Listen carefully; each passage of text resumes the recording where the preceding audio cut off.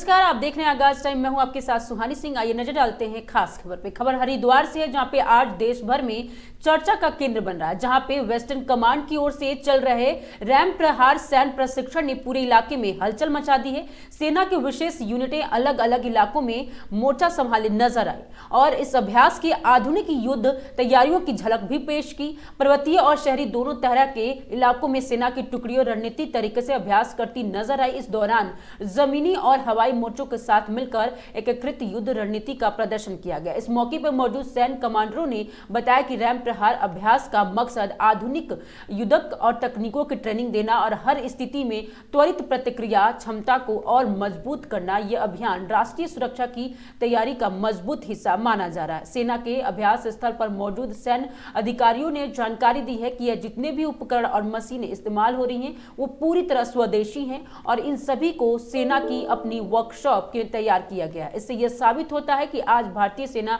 हर मोर्चे पर आत्मनिर्भर बन चुकी है। रक्षा उत्पादन और तकनीकी के क्षेत्र में लगातार सुधारों के चलते देश में सुरक्षा व्यवस्था पूरी तरह से स्वदेशी संसाधनों पर निर्भर है, जिससे आत्मनिर्भर भारत के संकल्प को मजबूती मिल रही है।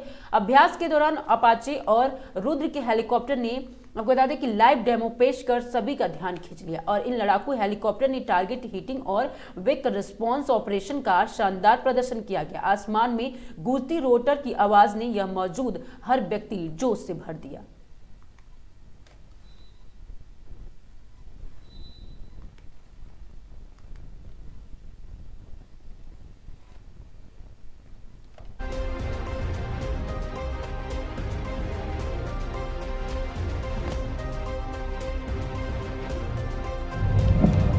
जय हिंद, नमस्कार आप सभी लोगों को। और सबसे पहले तो आप सभी लोगों का बहुत बहुत स्वागत यहाँ पर एक्साइज एरिया में। हमारे लिए बहुत गर्व की बात है कि मीडिया के इतने साथी यहाँ पर आए हुए हैं और ये इस बात को दर्शाता है कि हमारा मीडिया कितना जागरूक है हमारे देश की सिक्योरिटी को लेकर के और हमारे आर्म फोर्सेस जो काम कर रहे हैं उसके बारे में। तो एक बार फिर आप सभी लोगों को धन्यवाद। आप लोग इतनी बड़ी तादाद में आते हैं तो हमारा भी हौसला अफजाई होता है कि मीडिया आके देख रहा है कि हम क्या कर रहे हैं। तो अभी हम क्या कर रहे हैं यहाँ पर, ये बहुत छोटे से कम लफ्ज़ों में आप लोगों को बतलाऊँगा। हमारा जो फॉर्मेशन है रैम डिवीज़न, उसका यहाँ पर पिछले 1 महीने से ट्रेनिंग चल रहा है और ये डिवीज़न जो हमारी वेस्टर्न कमांड की ऑफेंसिव फॉर्मेशन है खड़गा कोर, उसका एक हिस्सा है। यानी इस डिवीज़न का मेन मकसद पाकिस्तान के इलाके में घुसकर वहाँ पर दुश्मन को बर्बाद कर और वहाँ पर ऑब्जेक्टिव पर कब्जा करना है। तो ये पूरी ट्रेनिंग और ये पूरी एक्सरसाइज उस ऑब्जेक्टिव को हासिल करने के लिए है। और जैसा कि आपने देखा कि आज की लड़ाई काफ़ी कॉम्प्लिकेटेड है। टेक्नोलॉजी बहुत बड़े रूप में लड़ाई में शामिल हो गई है और सभी platforms, tanks, BMPs, attack helicopters, aircraft सभी लड़ाई का एक हिस्सा है।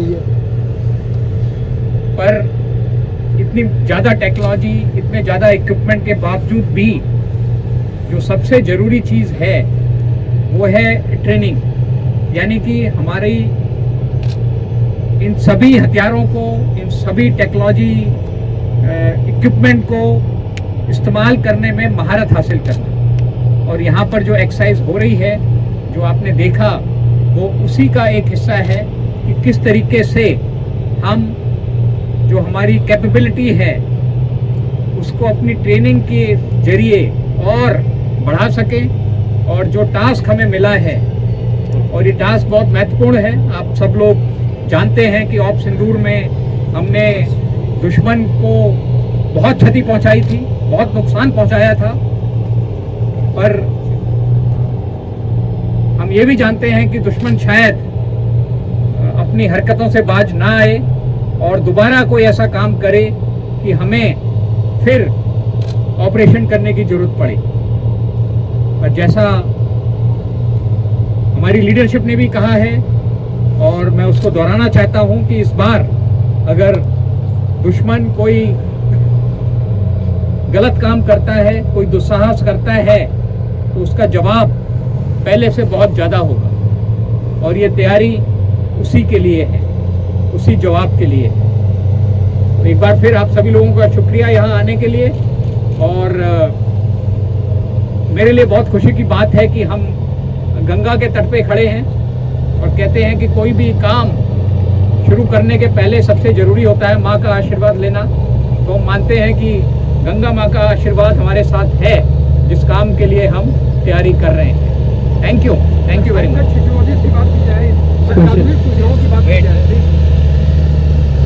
ऐसा गुड आफ्टरनून, मैं मनीष हूँ, इंडिया टीवी से हूँ। सर, ऑप सिंदूर की आपने बात की, इस समय ऑपरेशनल कैपेबिलिटी को लेकर आप अलग अलग जगह विजिट किए जिसमें आर्मी चीफ भी थे, वहाँ पर हमने अश्टू प्लाटून और बाकी भी देखा। तो इसको देखते हुए इस एक्सरसाइज के माध्यम से इस एक्सरसाइज में कैसे आप ऑपरेशनल कैपेबिलिटी को एनहेंस करते हुए आधुनिक इक्विपमेंट बता सकते हैं, साथ में जो मॉडर्न या मल्टी डोमेन जो वॉरफेयर है उसके लिए क्या तैयारी है? नहीं, बहुत अच्छा सवाल है आपका, क्योंकि टेक्नोलॉजी एक तरह से युद्ध का जो पूरा प्रारूप है, स्वरूप है, उसको बदल रही है। और आपने अश्टी प्लाटून की बात की, हमने अश्टी प्लाटून को सारे जो सर्विलेंस ड्रोन मुहैया कराए हैं जिससे कि सर्विलेंस में बहुत मदद मिलती है। इसके अलावा टेक्नोलॉजी का बहुत बड़े रूप में इस्तेमाल करते हैं, यानी कि कुछ तो आप ग्राउंड पर देख रहे हैं जो इक्विपमेंट इस्तेमाल हो रहा है, पर इसके अलावा सिस्टम्स में भी टेक्नोलॉजी बहुत ज़्यादा है। यानी कि आर्टिफिशियल इंटेलिजेंस का इस्तेमाल करके जो भी सर्विलेंस फीड आ रही हैं उनको डिसाइफर करना कि कहाँ पर दुश्मन है ज़्यादा तादाद में, कहाँ पर हमको काम करना है। तो कुछ टेक्नोलॉजी जो ग्राउंड पर हमको नज़र आती है, पर बहुत सी टेक्नोलॉजी बैकग्राउंड में भी है जिस पर हम काम कर रहे हैं। पर इसके साथ एक चीज़ और है कि दुश्मन के पास भी टेक्नोलॉजी है। तो अभी हमें जो लड़ाई करनी है वो ये मान के चलना है कि दुश्मन के पास भी ड्रोन्स हैं, उसके पास भी इस तरह की टेक्नोलॉजी है। तो वो भी हमारी ट्रेनिंग में शामिल है कि किस तरीके से हम जो भी ऑपरेशन कर रहे हैं वो ये मान के कर रहे हैं कि दुश्मन भी हमको रात के समय में देख रहा है, दुश्मन भी हमारी लोकेशन को पकड़ पा रहा है अपने ड्रोन्स के जरिए। तो उन सबको नजर रखते हुए किस तरीके से हम ऑपरेशन करें ये भी हमारी ट्रेनिंग में शामिल है। यानी कि अपनी ट्रेनिंग में अपनी टेक्नोलॉजी से बेहतर काम करना और दुश्मन की टेक्नोलॉजी को किस तरीके से विफल करना है वो भी हमारी ट्रेनिंग में शामिल है। Hello sir, I'm Kalyan Das from Times of India. Sir, as we can see, this area in which the exercise is being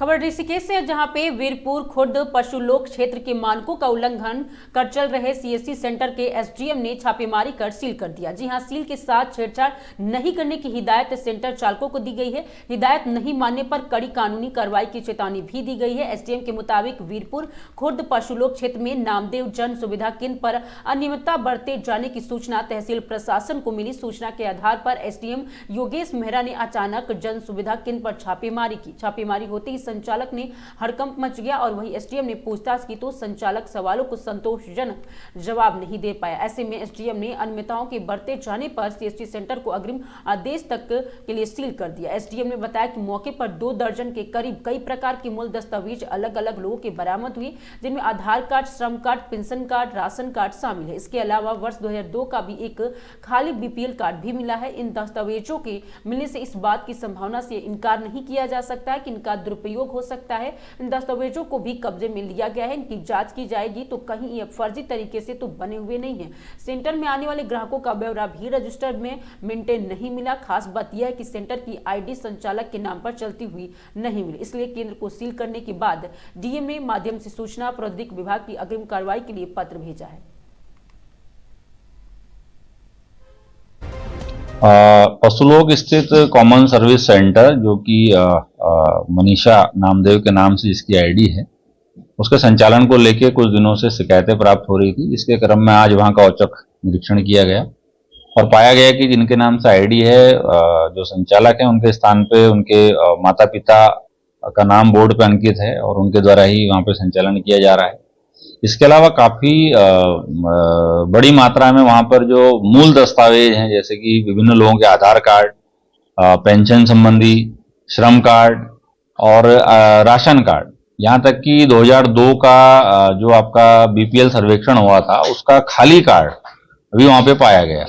तो जिससे प्रथम दृष्टया इस बात की संभावना से इनकार नहीं किया जा सकता कि इन दस्तावेजों का दुरुपयोग जो है वो सीएससी में जो है वो किया जा सकता है।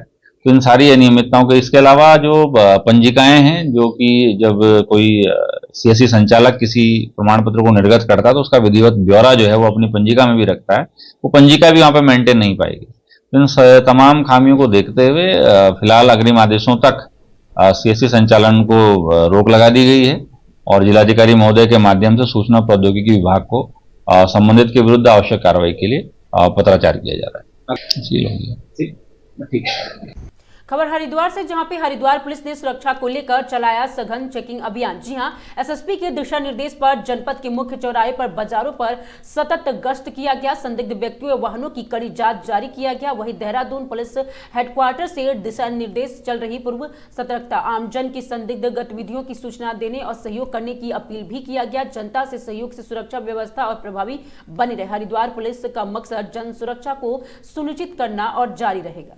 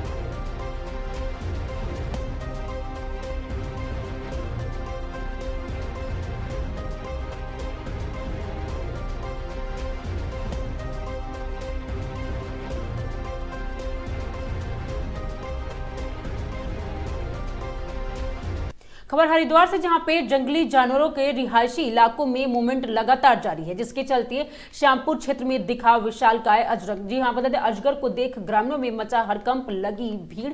सूचना पर वन विभाग और जेसीबी टीम मौके पे पहुंची। सावधानी से अजगर को उठाकर जंगल में छोड़ा गया। स्थानीय ने राहत की सांस ली और घटना बनी चर्चा का विषय।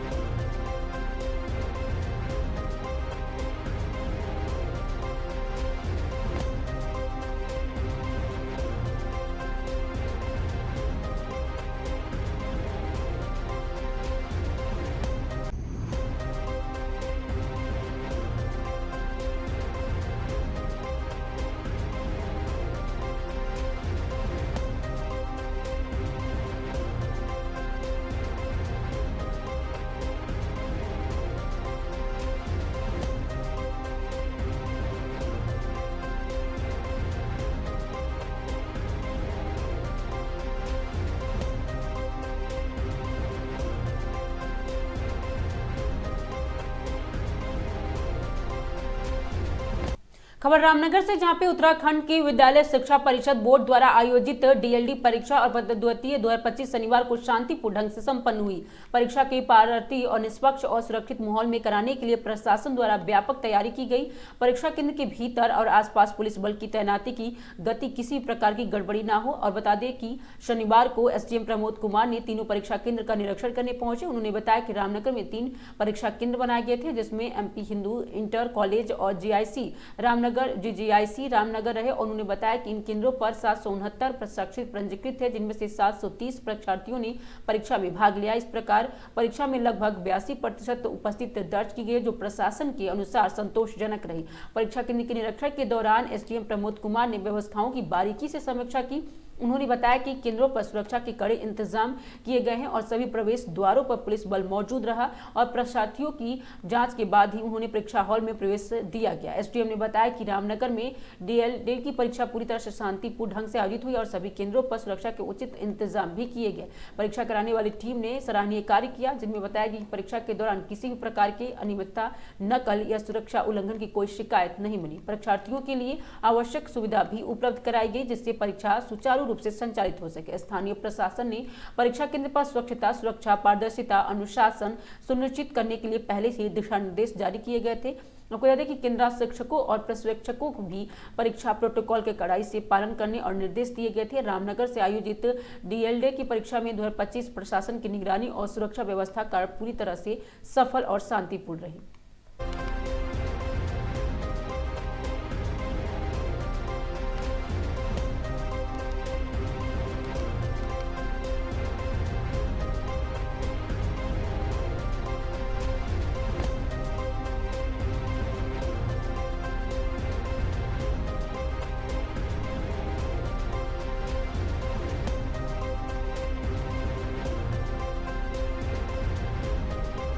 कि हमारे द्वारा सेंटर्स का निरीक्षण भी किया गया है। रामनगर में कुल 3 सेंटर्स हैं, GGIC, GIC और MP हिंदू इंटर कॉलेज, 3 यहाँ सेंटर्स हैं। इन तीनों सेंटर्स में टोटल 769 बच्चे छात्र पंजीकृत हैं, विद्यार्थी, और उनके सापेक्ष 630 बच्चे उपस्थित हैं। कुल मिलाकर देखा जाए तो लगभग 82% लोग उपस्थित हैं। काफ़ी अच्छा परसेंटेज है। मुझे उम्मीद है कि सब जगह शांतिपूर्ण जो है एग्ज़ाम पूरी तरह समाप्त होगा।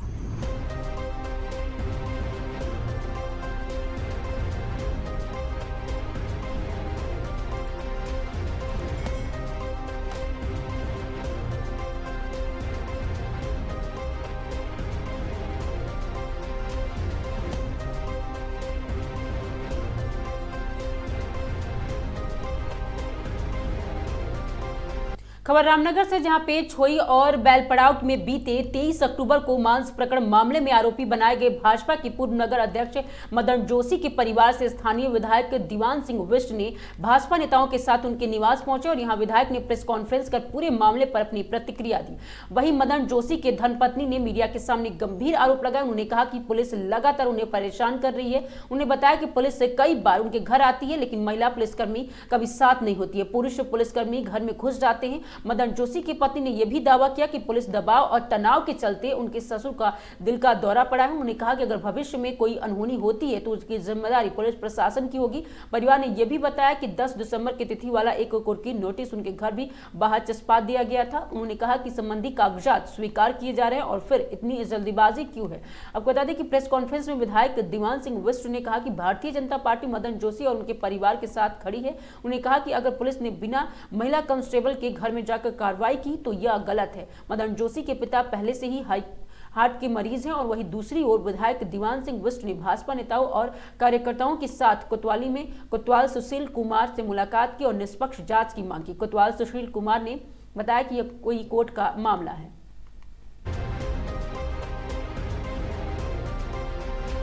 नाम से आगे बढ़ा है, कहीं न कहीं से अगर पुलिस अगर चाहे जांच करानी चाहे तो उसमें मुझे लगता है कि जो ये व्यापारी लोग हैं इनके आपस का मामला है।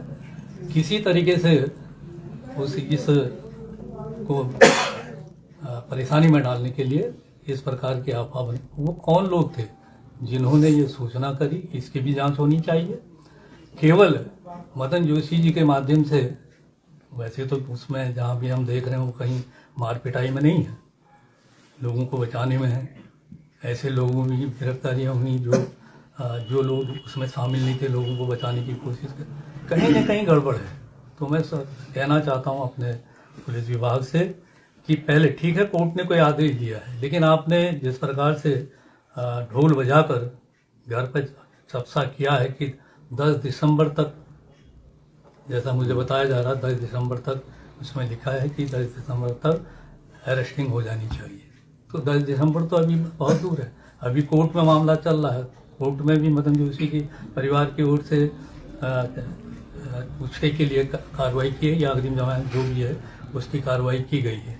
तो उसको देखते हुए पुलिस को भी कोई, मदन जोशी कोई ऐसा आदमी, 2 मंडल का भारतीय जनता पार्टी का मंडल अध्यक्ष रह चुके हैं, यहाँ चेयरमैनी का चुनाव लड़ चुके हैं, कोई ऐसा तो है नहीं कि वो कोई क्या कहते हैं उनको, कोई आतंकवादी हैं या कोई उस प्रकार के। तो मैं कहना चाहता हूँ, और हम अभी बात भी करेंगे पुलिस वालों से कि आखिर ऐसा हुआ क्यों। जब एक आपने 10 दिसंबर तक चस्पा किया है तो उसका इंतजार करना चाहिए, कोर्ट के द्वारा ही वो चस्पा हुआ होगा, उसको भी पुलिस वालों ने देखना है। तो हम सारा, जितने भी भारतीय जनता पार्टी के लोग हैं, जितने भी हम सनातनी लोग हैं, सब मदन जोशी के साथ हैं, मदन जोशी जी के परिवार के साथ खड़े हैं। हमें पुलिस बहुत ज्यादा टॉर्चर कर रही है। एक दिन के 2-2 बार पुलिस आ जा रही है, 10-10 मिनट में पुलिस आ जा रही है, ना महिला पुलिस आ रही है, टूट पड़ी है बिल्कुल, कह रही मैं चौखट उखाड़ के फेंक दूंगी, मैं ये कर दूंगी, मैं रोड पर ले आऊंगी। ये कहाँ का वो है? मैं इतना टॉर्चर कर रहे हैं, मुझे बहुत हद से भी ज्यादा टॉर्चर कर रखा है मेरे को पुलिस वालों ने। आप बताइए मैं क्या करूं? मेरे छोटे छोटे बच्चे हैं और पुलिस के कारण मेरे ससुर जी को अटैक आ गया, उनको कल के दिन कुछ हो जाता है तो हम कहाँ जाएंगे? और हमारा बलूनी जी का भी हमारा बहुत साथ है, भारतीय जनता पार्टी का भी सहयोग है, विधायक जी का भी सहयोग है, और मुख्यमंत्री जी का भी बहुत सहयोग है। पूरी भारतीय जनता पार्टी हमारे साथ है। और लेकिन जिसने पहले फोन कराया उस पर संज्ञान लिया जाए कि पहले फोन किसने किया है, और उस पर पहले वो करें आप लोग कि संज्ञान लें कि पहले किसका फोन आया, उस पर जांच करें ना। कह रहे जिसका पहले फोन आया उस पर कार्रवाई हो, उससे पूछा जाए कि आपने किसको फोन करा था।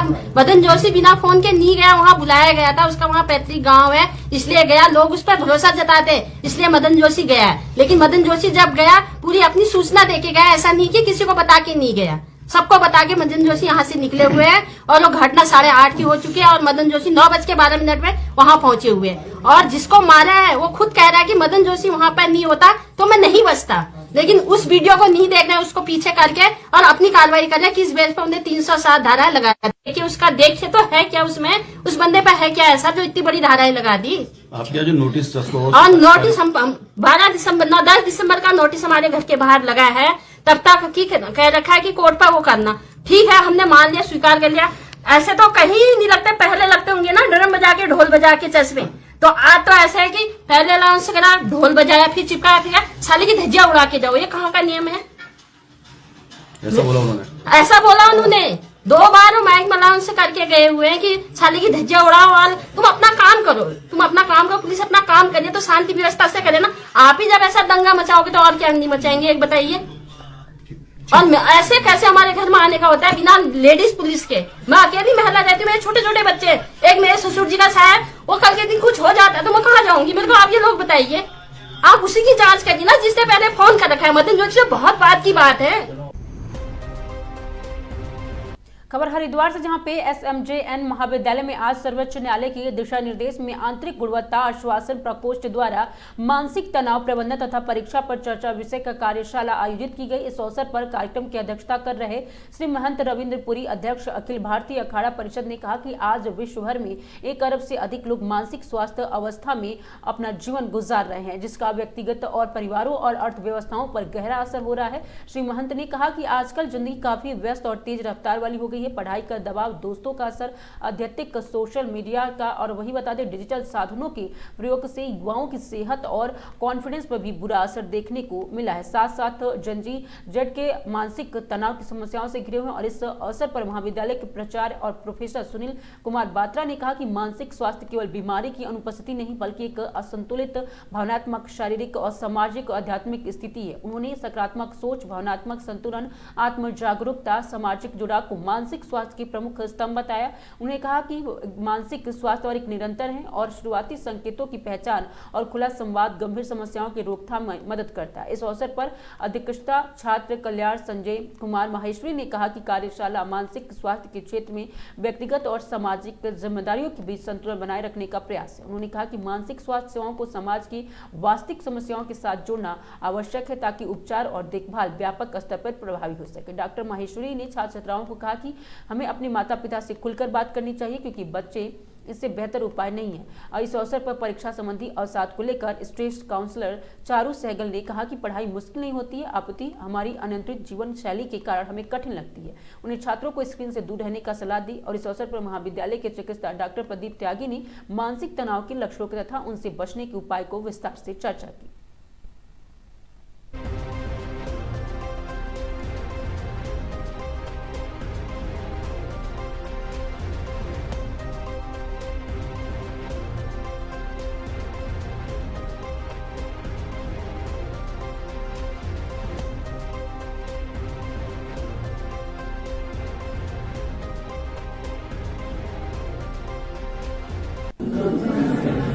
कैसे हैं आप लोग सब? बढ़िया। स्ट्रेस है तो नहीं है? How easy it is to say no ma'am? Okay, for children they are not in stress. Teachers, क्या आप स्ट्रेस में हैं? ऑफकोर्स, क्योंकि हम बच्चों का स्ट्रेस देखते देखते ये भूल जाते हैं कि टीचर्स और पेरेंट्स भी इक्वली स्ट्रेस में होते हैं। एम आई राइट? ठीक है, अब टीचर्स से हटके थोड़ा सा चलते हैं। सर, क्या आप स्ट्रेस परमात्मने परतः कलिशनाशाय गोविंदाय नमः। उपस्थित इस कॉलेज के प्रिंसिपल प्रोफेसर सुनील कुमार बत्रा जी, हमारी चारों मैडम जो आज काउंसलर के रूप में यहाँ उपस्थित है, doctor Pradeep Tyagi ji, doctor S K. Maheshwari जी, डॉक्टर एस.के. चौहान जी, डॉक्टर विजय सत्याल जी और उपस्थित मेरे सभी विद्यार्थीगण। देखिए, ये तनाव कहाँ है? मेरा मानना है तनाव यहाँ नहीं है, तनाव यहाँ है। ये आगे वालों में तनाव है, पीछे वालों में तनाव नहीं। हम देख रहे थे। खबर जसपुर से, जहां पे उधम सिंह नगर के वरिष्ठ पुलिस अधीक्षक मणिकांत मिश्रा ने निर्देश में पूरे जनपद में देर शाम चौपहिया वाहनों की लगी काली फिल्म के खिलाफ अभियान चलाया। वहीं काशीपुर क्षेत्र में पुलिस के द्वारा सघन चेकिंग अभियान चलाया गया। पुलिस के द्वारा इस साधारण अभियान शाम 5 बजे से चलाया गया, जो कि 7 बजे तक चलाया गया। और वहीं सीओ काशीपुर दीपक सिंह ने बताया कि उधम सिंह नगर जिले में पुलिस कप्तान मणिकांत मिश्रा के आदेश पर तथा एसपी काशीपुर के दिशा निर्देश पर सीओ काशीपुर के नेतृत्व में आज शाम 4 बजे से 7 बजे तक कोतवाली, जसपुर, काशीपुर, आईआईटी थाना, कुंडा थाना क्षेत्र में सघन चेकिंग अभियान चलाया गया। उन्होंने बताया कि सभी थानों के प्रमुख तिराहे चौराहे के साथ क्षेत्र के यूपी बॉर्डर पर भी अभियान चलाया गया। उन्होंने बताया कि 3 घंटे तक ब्लैक फिल्म में लगे 22 वाहनों का चालान किया गया, जबकि 5 वाहनों को कागजात पूरे न होने पर उनको सीज करने की कार्रवाई की गई है। यह अभियान आगे भी जारी रहेगा।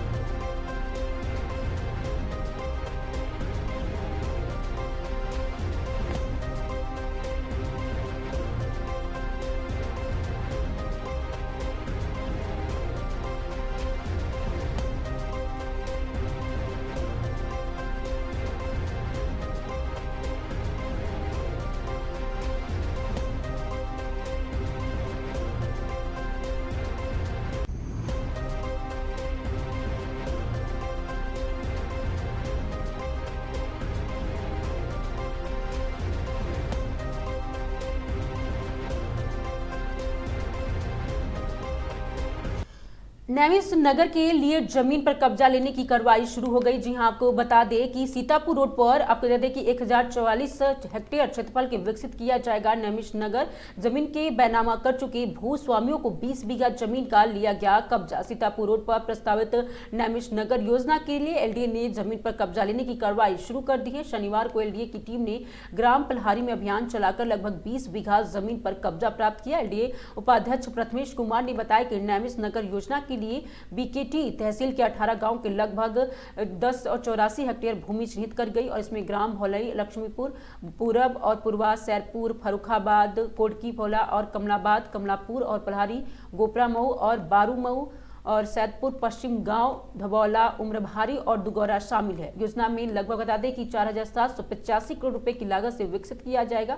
नैमिष नगर योजना में लगभग 2 लाख लोगों को आवासीय सुविधा मिलेगी। ये योजना न सिर्फ आवासीय जरूरतों को पूरा करेगी बल्कि ये पूर्व विकसित उपनगर के रूप में सामने आएगी। इसमें चौड़ी सड़कें, ग्रीन बेल्ट, पार्क, स्कूल, अस्पताल, community centre, solid waste management, वैश्विक केंद्र और जैसी तमाम सुविधाएं होंगी। योजना से शहर के उद्योग, स्वास्थ्य, शिक्षा, लॉजिस्टिक आदि क्षेत्रों में अभूतपूर्व विकास होगा। इससे निवेश कराएगा, बड़ी संख्या में रोजगार के अवसर सृजित होंगे। जोनल अधिकारी संगीता राघव ने बताया कि निर्धारित एसओपी के तहत किसानों की सहमति के आधार पर जमीन खरीदी जा सकती है और यह पहली बार है कि एलडीए सीधे किसानों के खाते में मुआवजे की धनराशि का भुगतान करके जमीन का बैनामा करवा रहा है। इस क्रम में अब तक बता दें कि 86 किसान से 56 बीघा जमीन की रजिस्ट्री करवाई जा चुकी है। इसके अलावा लगभग 280 बीघा जमीन के लिए सहमति पत्र प्राप्त हो चुके हैं। उन्होंने बताया कि पल्हारी, पूरब गांव, सैदापुर और कुडरी, भौली आदि जिन गांव में भूमि का बैनामा एलडीए के पक्ष में हो गया है उस पर कब्जा लेने की कार्रवाई शुरू कर दी गई है। शनिवार को ग्राम पल्हारी जमीन का कब्जा लेने की कार्रवाई भी की गई और दिन भर चली कार्रवाई में लगभग 20 बीघा जमीन का कब्जा प्राप्त किया गया। उन्होंने बताया कि जिन किसानों ने अपनी जमीन का बैनामा कर दिया उन्हें जमीन पर फसल न लगाने के निर्देश दिए गए। योजना को जल्द ही लॉन्च करने के विकास कार्य की गति तेज कर दी जाएगी।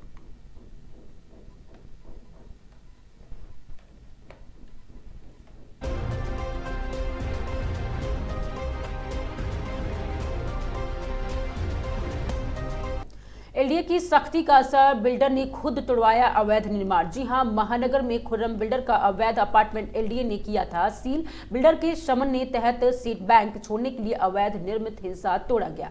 पारा में 80 बीघा क्षेत्रफल में की जा रही है 11 अवैध प्लांटिंग पर चला bulldozer. Sushant golf city, PGI और मोहनलालगंज में 4 अवैध व्यावसायिक निर्माण सील किया गया। लखनऊ विकास प्राधिकरण द्वारा शहर में अवैध निर्माण के खिलाफ लगातार की जा रही कार्रवाई का असर दिखने लगा। महानगर में एलडीए ने जिस बिल्डर का अवैध अपार्टमेंट सील किया था, बिल्डर ने समन के लिए आवेदन करते हुए उस निर्माणाधीन बिल्डिंग का अवैध हिस्सा खुद ही तोड़वा दिया। प्रवर्तन जोन 5 के जोनल अधिकारी अतुल कृष्ण सिंह ने बताया कि महानगर के सेक्टर बी में भूखंड संख्या 362 पर खुर्रम बिल्डर राहुल मिश्रा, विनोद कुमार, अनिमेश, हरीश कुमार, प्रमोद मिश्रा अवैध तरीके से अपार्टमेंट का निर्माण करवाया जा रहा था, जिस प्रवर्तन टीम ने 8 नवंबर 2025 को सील कर दिया था। बिल्डर के कई प्रयासों के बाद भी अवैध निर्माण कार्य को सख्ती से रोका गया। आखिरकार बिल्डर ने नए बिल्डरों बायलॉज के तहत समन मानचित्र स्वीकृत कराने के लिए आवेदन किया और खुद ही अपनी बिल्डिंग के अवैध हिस्सा तोड़ना शुरू कर दिया। पारा 11 में अवैध प्लांटिंग पर चला बुलडोजर। जी हां, प्रवर्तन जोन के 3 जोनलाधिकारी विपिन कुमार शिवहरे ने बताया कि शनिवार को पारा क्षेत्र में अभियान चलाया गया। इस दौरान विनोद यादव, इमरान,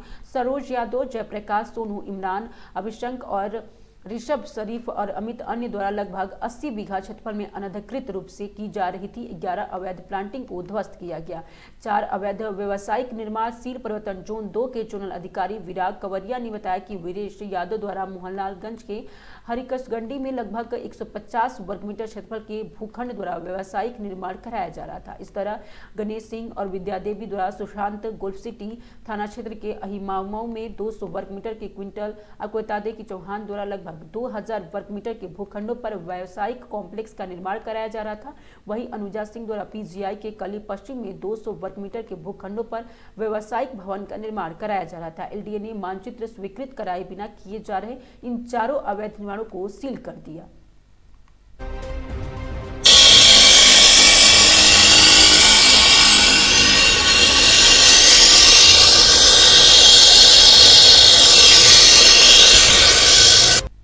खबर कानपुर से, जहां पे बैगलेस डे पर खिल उठे बच्चे। जी हां, मिट्टी कागज से रची कल्पनाओं की दुनिया है। उच्चम अग्र प्राथमिक विद्यालय और नरसिंहपुर में जिलाधिकारी ने किया शुभारंभ। गतिविधियों की दिखी उमंग। परिषदीय विद्यालय के लिए शनिवार का दिन कुछ अलग ही रहा। बच्चे रोज की तरह स्कूल तो पहुंचे, लेकिन उनके कंधों पर बैग था, न हाथों में न कॉपी किताब। कक्षा में न होमवर्क था, न क्लासरूम पर सीखने का उत्साह, पहले से कहीं ज्यादा।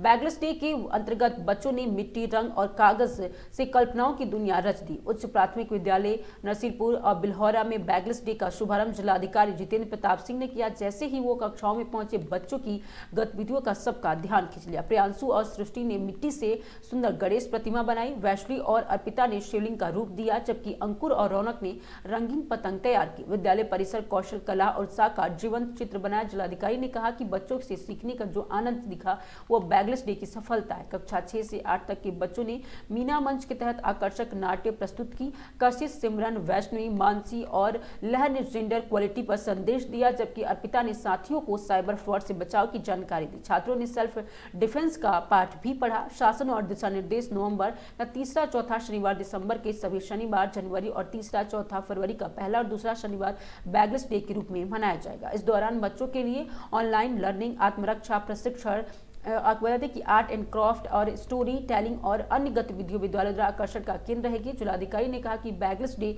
जिसे पोषित आनंद के रूप में है।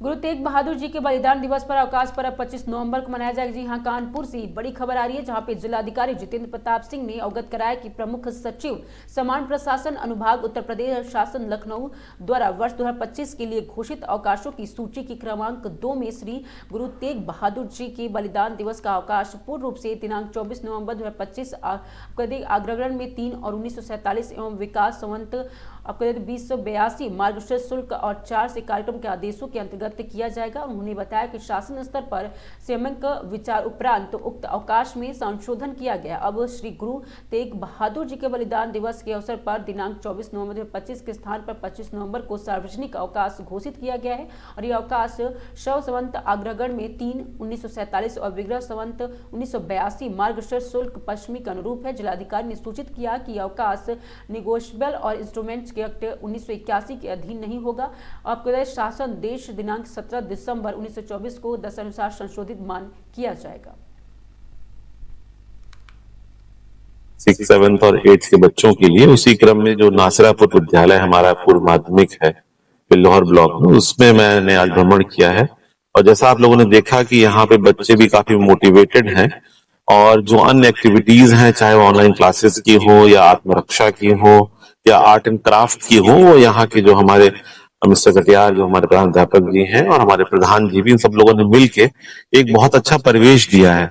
जो बैगलेस डे है इसको प्रोजेक्ट आनंदम के रूप में राष्ट्रीय शिक्षा नीति 2020 के अंतर्गत डिवाइस किया गया है और उसका उद्देश्य ये है कि बच्चों के लिए एक अच्छा एक्सपीरियंस हो स्कूल में और उसी क्रम में 10 दिवसों को बैगलेस डे के रूप में सेलिब्रेट करने का निर्णय भी हुआ है राज्य सरकार के द्वारा। और उसका उद्देश्य ये है कि बच्चे आज अपने किताबी ज्ञान की बजाय जो पर्यावरण का ज्ञान है, पेड़ों को पहचानना है, आत्मरक्षा है, आर्ट एंड क्राफ्ट है, स्टोरी टेलिंग है, इन सब चीजों पे ध्यान दें। तो बाकी दिनों में पढ़ाई होती है कॉपी किताबों से, उनकी अपनी भूमिका है, परंतु आनंदम का उद्देश्य यही है कि बच्चे आनंद पूर्वक खुशी खुशी उन चीजों को सीखें और इस प्रकार से करके सीखें ताकि बच्चों को मोटिवेशन भी रहे और उनको अच्छा फील भी हो।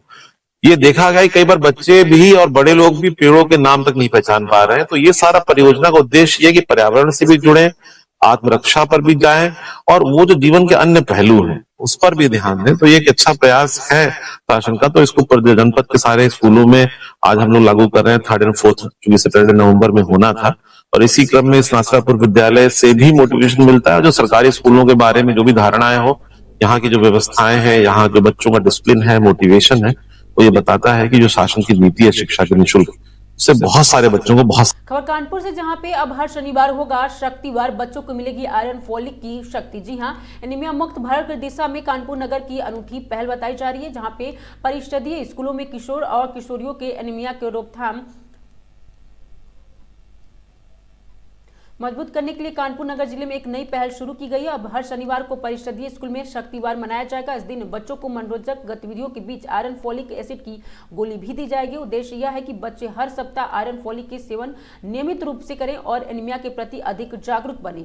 चौबेपुर और शिवराजपुर में ब्लॉकों की चयनित विद्यालय में प्रोजेक्ट अम्मा के तहत शिक्षा, स्वास्थ्य और समुदाय के सहयोग से यह कार्यक्रम प्रारंभ किया गया है और WIFF के कार्यक्रम से पहले संचालित है, लेकिन जानकारी के अभाव में कई बच्चे आयरन फॉलिक की गोली नहीं लेते थे। इस समस्या के दूर करने के लिए शक्तिवार की अवधारणा बनाई गई है ताकि बच्चे मिड डे मील के बाद मीठी और नीली गोली भी उत्साह के साथ खाएं और इसे अपने स्वास्थ्य से जोड़े। इसी क्रम में आज उच्च प्राथमिक विद्यालय प्रेम और चौबेपुर मुख्य विकास अधिकारी दीक्षा जैन ने शक्तिवार का औपचारिक शुभारंभ किया और इस अवसर पर जिला बेसिक शिक्षा अधिकारी सुजीत कुमार सिंह और विटविंस एंजुलेंस की कंट्री डायरेक्टर आशुतोष मिश्र भी मौजूद रहे। शुभारंभ के दौरान आपको बता दें कि सीडीओ दीक्षा जैन ने कहा कि बच्चों की एनीमिया कम करना तभी संभव है जब आयरन फॉलिक की गोली उनके दैनिक जीवन को स्वाभाविक हिस्सा बने। शक्तिवार बच्चों को स्वास्थ्य की आदतें सिखाने का सरल और प्रभावी माध्यम भी बनेगा।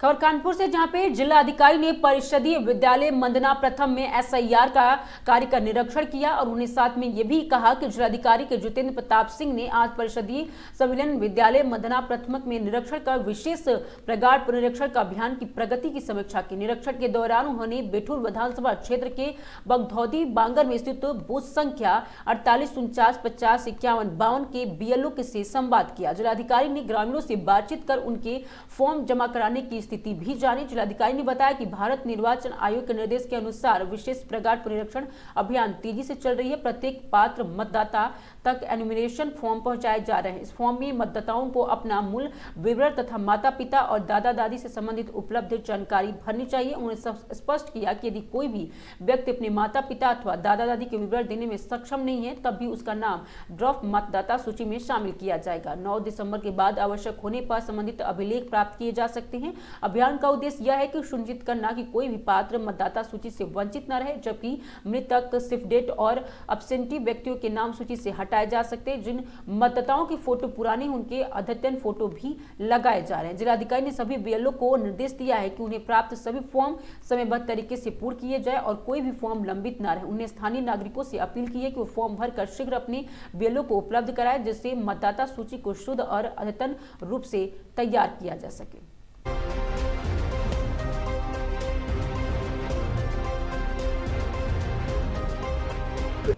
तो भारत निर्वाचन आयोग के निर्देशों के अनुसार जो हमारा सघन पुनरीक्षण चल रहा है, उसी क्रम में आज यहाँ बगदौदी बांगर गांव में जो बूथ संख्या 48 49 50 51 और 52 बिठूर विधानसभा का है, उसके बीएलओ के साथ में संवाद किया गया और जो जन सामान्य भी यहाँ पर उपलब्ध है उनसे भी बात की गई है। एसआईआर में बहुत सारी चीजें स्पष्ट हैं, आसान है। जो एनुमरेशन फॉर्म है वो घर जाकर बांटे गए हैं। लोगों को एनुमरेशन फॉर्म में अपना कुछ विवरण देना है, उसके अलावा अपने माता पिता का, दादा दादी का या परिवार का जिसका विवरण आपके पास उपलब्ध है वो उन्हें देना है। और उसके क्रम में उनका एनुमरेशन फॉर्म के आधार पर ड्राफ्ट वोटर लिस्ट में नाम आ जाएगा। यदि कोई विवरण नहीं भी दे पा रहा है अपने माता पिता दादा दादी का, तो भी उसका नाम वर्तमान में तो ड्राफ्ट लिस्ट में शामिल हो ही जाएगा। और 9 दिसंबर के बाद अगर हमें लगेगा तो हम कोई साक्ष्य मांग सकते हैं। इसी क्रम में हमारे बीएलओज ने काम यहाँ पे किया है, काफी सब जगह चल रहा है और धीरे धीरे हमारा प्रयास है कि कोई भी जो पात्र मतदाता है वो किसी भी दशा में ना छूटे। और दूसरा कि जो मृतक हैं या एब्सेंटी हैं या शिफ्टेड हैं उनका नाम मतदाता सूची से हो जाए। और तीसरा, जिनके फोटोग्राफ्स वगैरह पुराने हैं वो उनके नए फोटोग्राफ्स भी लग जाएंगे तो वोटर लिस्ट अपडेट हो जाएगी। जो हमारे बीएलओज हैं, सुपरवाइजर्स हैं, फील्ड में हैं, तो सभी कानपुर वासियों से ये अनुरोध है कि अपने बीएलओ को जो गणना प्रपत्र है वो भर के दे दें। जितना विवरण उनके पास में उतना भरकर दे दें। अतिरिक्त अभिलेख की आवश्यकता अभी कोई नहीं है। विवरण अपना, माता पिता का, दादा दादी किसी का भी दे दें और उसके बाद में उनका ड्राफ्ट में नाम आ जाएगा। और ड्राफ्ट के बाद यदि हम किसी विवरण में अपूर्णता होगी तो उनसे अतिरिक्त साक्ष्य मांगा जाएगा। और वो भी आसान है, जैसा कि बिहार के जो सफलतापूर्वक हुआ है उसके क्रम में पूरे जनपद में चल रहा है। तो सभी लोगों से मेरा अनुरोध है कि इस विशेष सघन पुनरीक्षण में बढ़ चढ़कर भाग लें और हमारी मतदाता सूची को त्रुटि रहित, शुद्ध और अपडेटेड बनाने में जनपद प्रशासन की और निर्वाचन आयोग की मदद करें। कोई दिक्कत तो नहीं आ रही?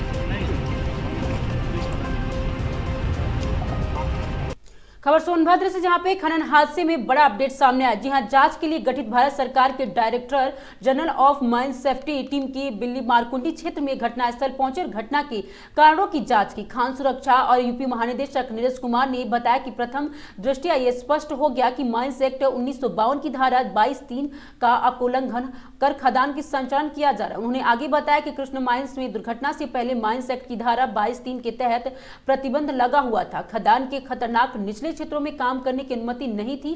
खान सुरक्षा उप महानिदेशक नीरज कुमार के अनुसार जांच में सामने आया कि सुधार कार्य करने की बजाय प्रतिबंधित निचले हिस्से में भी काम जारी था। आपको बता दें कि डीजीएमसी के जांच कर रहा है कि किन परिस्थितियों में मजबूरियों के तहत खदान का संचालन हो रहा था। नीरज कुमार ने बताया कि जांच आगे बढ़ने पर सभी को अपडेट किया जाएगा। मुख्य दोषियों के सवाल पर उन्होंने कहा कि अभी जांच का विषय है और लेकिन रिकॉर्ड के दर्ज खदान मालिक की भी दोषी माना जाएगा। खदान के प्रबंधक और माइनिंग मेट का बयान भी लिया गया है, लेकिन उनकी गिरफ्तारी की जानकारी मिली है कि डीजीएम और न्यायालय के अनुरोध पर उनकी बयान दर्ज किया जाएगा। नीरज कुमार ने मानक के विपरीत संचालित रही और अन्य खदानों के विषय में कहा कि इस विषय में राज्य सरकार के साथ बैठकर की जाएगी। उन्होंने बताया कि इस क्षेत्र में भी क्या कानूनी और लीजा ग्रांट की प्रक्रिया में किस तरह के खदान को संचालित किया जाएगा, इस पर भी विचार किया जाएगा। यदि मानक से विपरीत परिस्थितियों में खनिज से निकाला तो हम परिस्थितियों और काम करने की पद्धति के बदलाव लाने की जरूरत करेंगे। कृष्ण माइनिंग में आप बता दें कि 15 नवंबर को दोपहर करीब 3 बजे गंभीर दुर्घटना हुई, जिसमें 7 श्रमिकों की मौत हो गई। बचाव और राहत कार्य 2 दिनों तक चला, जिसके बाद सभी शवों को निकाला जा सकता है। और वहीं भारत सरकार के director general of mine safety ने घटना के कारणों की जांच के लिए एक और टीम गठित की है।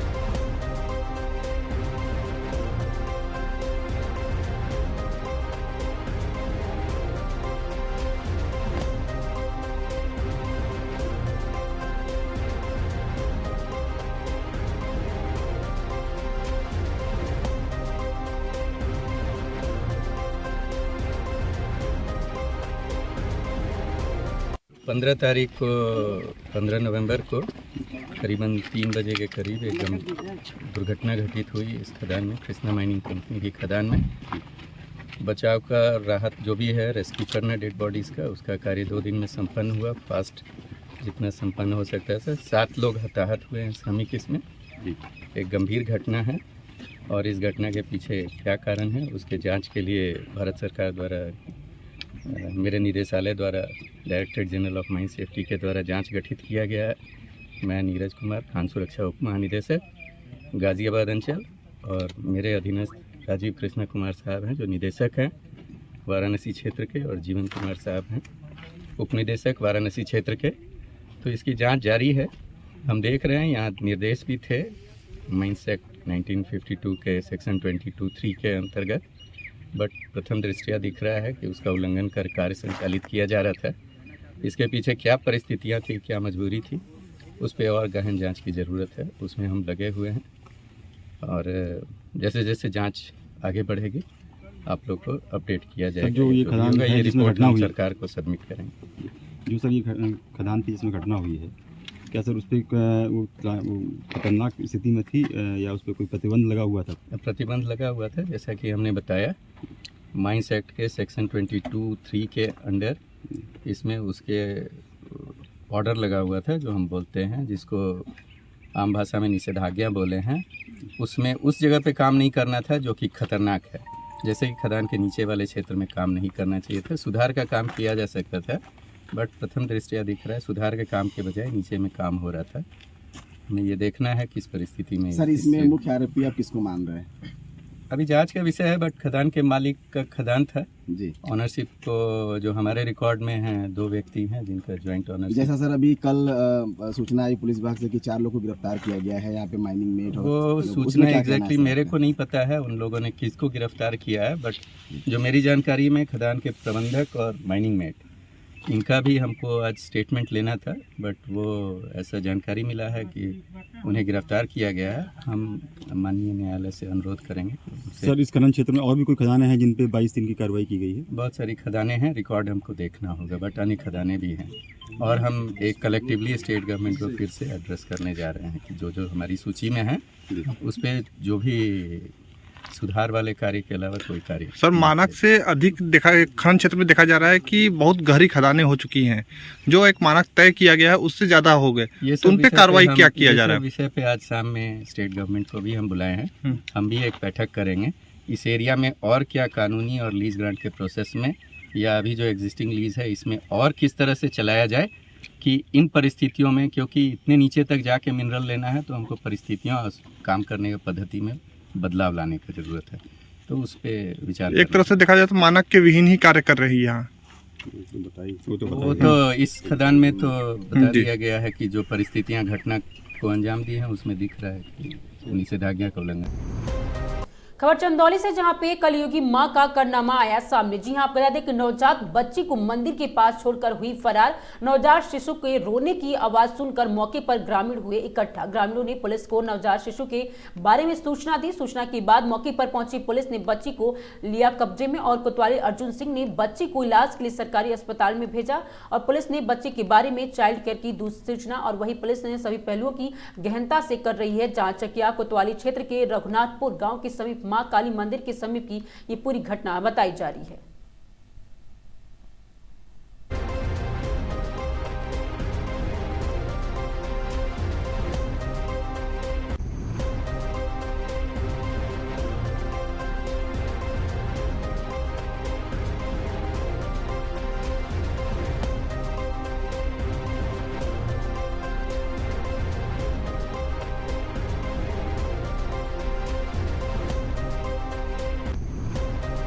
खबर लखनऊ से, जहां पे एसएस और इंटरनेशनल स्कूल बीकेटी लखनऊ में लक्ष्य विकसित भारत 2047 की ओर अग्रसर लक्ष्मणपुरी की झांसा संस्कृति विषयक संगोष्ठी का आयोजन किया गया।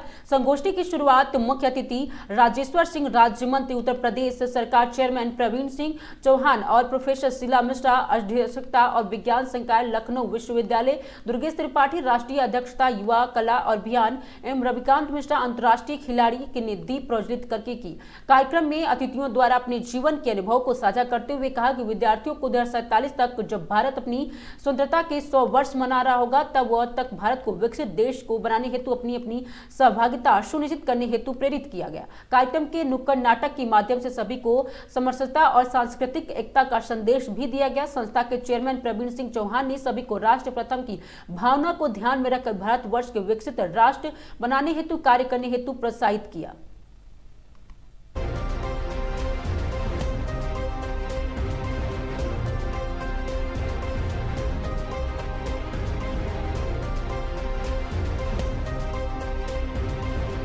खबर चंदौली से, जहां पे रोहिताश पाल हत्याकांड मामले के लेकर डीआईजी वैभव कृष्ण पहुंचे घटनास्थल। जी हां, पुलिस अधीक्षक आदित्य लांघी पुलिस बल के साथ मौजूद रहे, घटनास्थल के गलियों का निरीक्षण कर रहे हैं और डीआईजी वैभव कृष्ण घटना का अनावरण जल्दी ही पुलिस करेंगी। वैभव कृष्ण और मेडिकल शाम पर बता दें कि 18 नवंबर को देर शाम रोहिताश पाल को अज्ञात बदमाशों ने गोली मारकर की गई थी हत्या।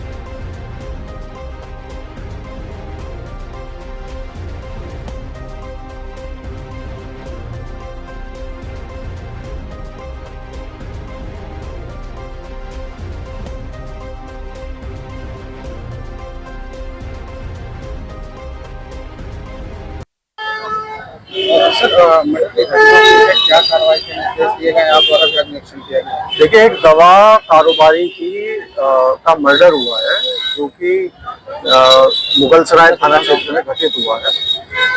अभी वर्कआउट नहीं हुआ है, लेकिन हमारे पास कई इसमें लीड्स हैं और जल्दी घटना वर्कआउट होगी। इसमें कई टीम हम लोग के द्वारा लगाई गई है।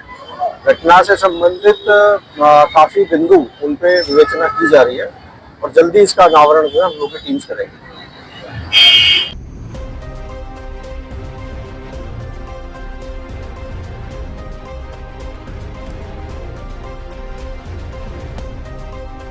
खबर सोनभद्र से, जहां पे साप्ताहिक बाजार में खरीदारी करने आई महिला को ट्रक ने कुचला। जी हां, हादसे में महिला गंभीर रूप से घायल हो गई। हादसे के बाद घटनास्थल पर लोगों के बीच मचा हड़कंप। सूचना पर पहुंची पुलिस घायल महिला को आनंद फानन में सीएससी मयूरपुर में कराया भर्ती। डॉक्टरों ने प्राथमिक इलाज के बाद हालत की गंभीरता को देखते हुए घायल महिला को जिला अस्पताल रेफर किया। मयूरपुर थाना क्षेत्र के डडियारा गाँव के निवासी बताई जा रही महिला। वही बता दें कि पुलिस की तत्परता से हादसे में शामिल ट्रक और चालक को लिया गया कब्जे में। मयूरपुर थाना क्षेत्र के बीजपुर मुर्धवा मार्ग के साप्ताहिक बाजार में खरीदारी के दौरान हुआ ये हादसा।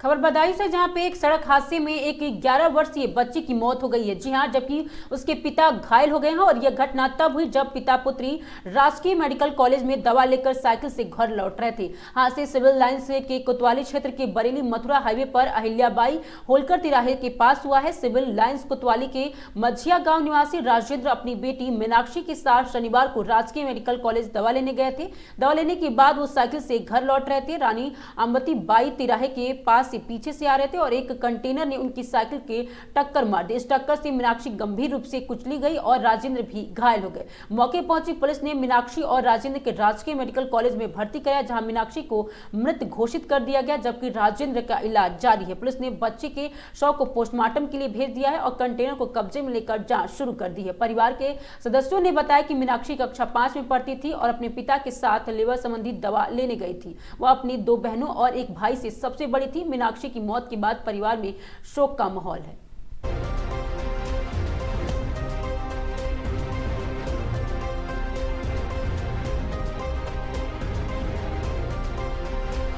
गए थे मेडिकल कॉलेज, वो वहाँ से लौट रहे थे और ट्रक ने रास्ते में वो मारी टक्कर पीछे से। वो लगा पिटी खत्म हुई, हमारी भी चोट लगी आधे धड़कन। ट्रक पकड़ गया, भाग गया? ट्रक पकड़ा हुआ है, शेखपुर चौकी में खड़ा है।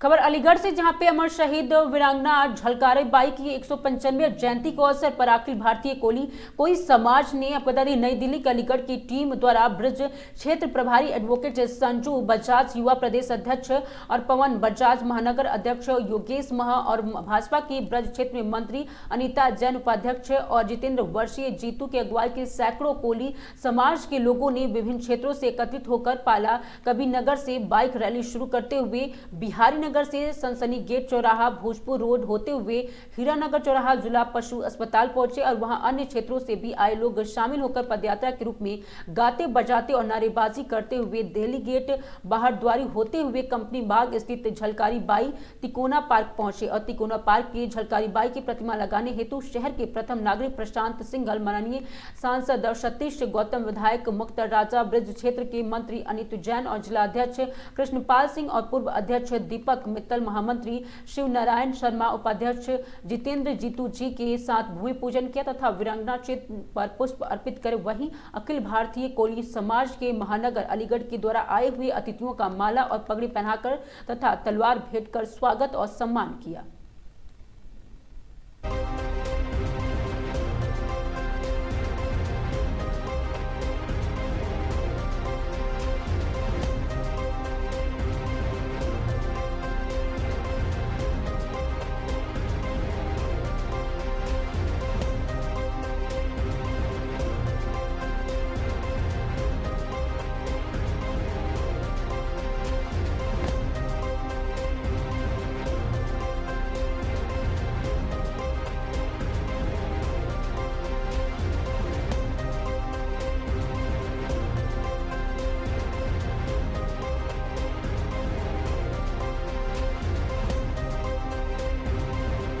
क्या कहेंगे किस तरह का कार्यक्रम है? 1857 की महान क्रांतिकारी वीरांगना झलकारी बाई की आज 195वीं जयंती के अवसर पर पूरे देश में हर्ष का माहौल है। त्योहार की तरह ये कार्यक्रम पूरे देश के प्रत्येक जिले, महानगर, नगर में मन रहा है। आज वहीं अखिल भारतीय कोली कोली समाज रजिस्टर नई दिल्ली शाखा उत्तर प्रदेश जनपद अलीगढ़ महानगर की टीम इकाई के द्वारा यहाँ पर एक कार्यक्रम किया गया है। शास्त्री गेट से जुलूस के रूप में माहौर समाज के तमाम लोग इकट्ठा हुए और अपने नारेबाजी करते हुए, दहली गेट होते हुए, पद यात्रा करते हुए यहाँ वीरांगना झलकारी बाई का तिकोना पार्क है, गांधी पार्क के सामने, यहाँ पर पहुंचे। यहाँ पर आज भूमि पूजन किया गया है, जहाँ झलकारी बाई की प्रतिमा लगनी है। मेयर साहब के द्वारा भूमि पूजन किया गया और शहर में अलीगढ़ के सांसद माननीय सतीश गौतम जी, विधायक मुक्ता राजा जी, मेयर प्रशांत सिंघल जी, जिलाध्यक्ष, तमाम लोग यहाँ पर पहुंचे और स्वागत व सम्मान समारोह भी रखा गया। और हम लोगों ने ये संदेश दिया है कि महान वीरांगनाओं को हम लोग पढ़ें और उनके पद चिन्हों पर चलने का काम करें, क्योंकि ऐसे महापुरुष या वीरांगना जो रहती हैं, जिन्होंने इस देश की आजादी के लिए अपने परिवार की चिंता नहीं की, अपनी चिंता नहीं की, अपने प्राणों की आहुति दे दी इस देश को आजाद कराने के लिए। आज हमारा देश आजाद है, तो ऐसे आजादी के नायकों को हमें याद करना चाहिए। ऐसी ही वीरांगना को आज हमने याद करते हुए आज इस दिन को त्योहार के रूप में मनाया है।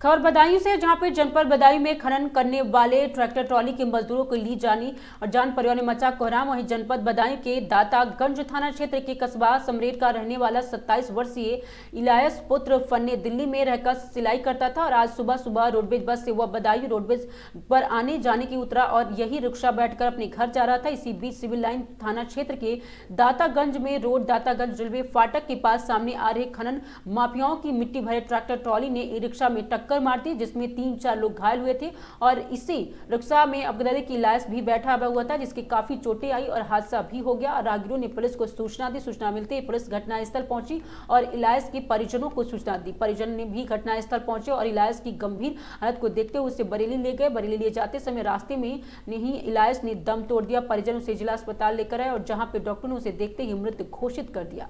शव को जिला अस्पताल की मोर्चरी में रखवा दिया गया है।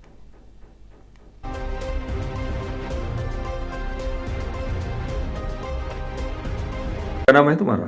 जावेद अली। कहाँ के रहने वाले हो? समरे। क्या मामला है जो तुम्हारे भाई की मौत हुई है? ये सर दिल्ली से आ रहा था और बदायूं दातागंज फाटक के पास एक्सीडेंट हो गया।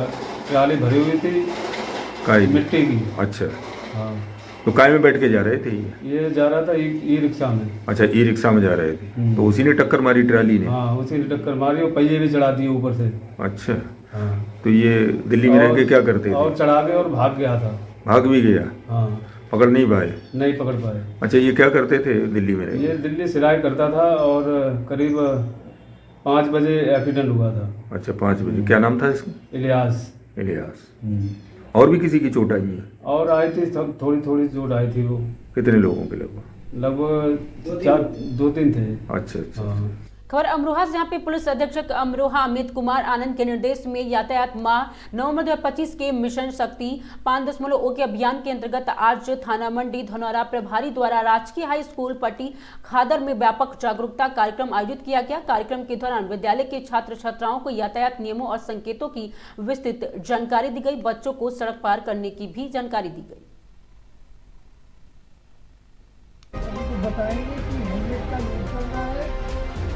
सवारी यात्रा नहीं करनी है, बदल नहीं करनी है, ये चीजें होगी इसकी।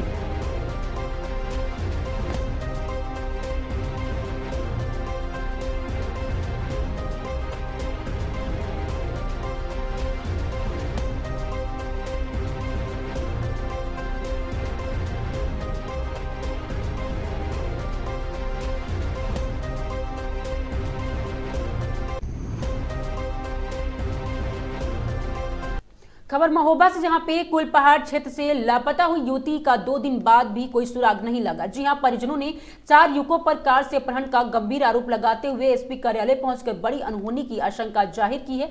परिजन लगातार पुलिस कार्रवाई की मांग कर रहे हैं और 8 दिन बाद युवती की सगाई होनी थी, जिसकी तैयारी में परिजन जुटे हुए थे। महोबा जिले के कुलपहाड़ कोतवाली क्षेत्र के एक सनसनीखेज मामला सामने आया है, जहाँ पे रागोलियां बुजुर्ग आयुष्मान स्वास्थ्य केंद्र में ड्यूटी पर गई युवती सोनम पिछले 2 दिन से लापता है, जिसकी 8 दिन बाद सगाई होनी है। परिजनों के अनुसार 19 नवंबर की सुबह कुलपहाड़ नगर के 4 दबंग युवक एक 4 पहिया वाहन से पहुंचे और सोनम को स्वास्थ्य केंद्र से ही ले गए। पीड़िता के पिता मोहम्मद रशीद ने बताया कि घटना के तुरंत बाद पुलिस को सूचना दी गई, लेकिन अब तक कोई ठोस कार्रवाई नहीं हो सकी है। परिवार की बेचैनी बढ़ती जा रही है और 2 दिन बाद कोई सुराग न मिलने पर परिजन शनिवार को पुलिस अधीक्षक कार्यालय पहुंचे और विस्तृत शिकायत पत्र सौंपा। शिकायत में बताया गया कि वैगनार कार से सोनम को ले जाया गया है। इस मामले में इलाके के 4 युवकों पर पिता ने आशंका जताई है, इनमें से कुछ ने अन्य साथियों की भी इसमें भूमिका हो सकती है। परिजनों का कहना है कि उन्हें डर है कि कहीं उनकी बेटी के साथ कोई अनहोनी ना हो जाए। मोहम्मद रशीद ने मांग की है कि आरोपियों को तुरंत पूछताछ कर उनकी बेटी की तलाश कराई जाए और दोषियों पर कड़ी कानूनी कार्रवाई भी की जाए। वहीं पुलिस के दर्ज गुमशुदगी और शिकायत के आधार पर जांच शुरू कर दी गई है। युवती के भाई चालू ने बताया कि उसका परिवार लगातार सुरक्षा और न्याय को लेकर चिंतित है। युवती की तलाश और आरोपियों की गिरफ्तारी की मांग परिजनों करते हुए एसपी की चौखट पर गुहार लगाई और कहा कि स्थानीय पुलिस आरोपियों को नहीं पकड़ पा रही है।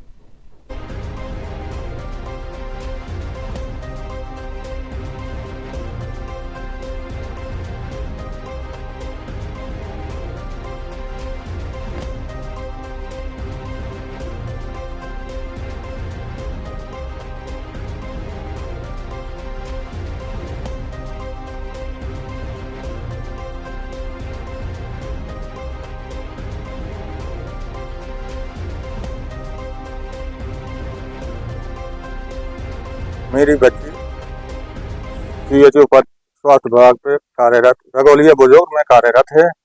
डेली रोज की तरह उसका 9 बजे जाना और सुबह 9 बजे जाना और शाम को 5 बजे वापसी। 19 तारीख को रोज की तरह वो ड्यूटी गई है और शाम को 5 बजे तक वापस नहीं आई। उसका मोबाइल स्विच ऑफ बता रहा था। कुछ शंका हुई, मैंने जाके वहाँ देखा, मेरी बच्ची की स्कूटी वहीं पड़ी थी।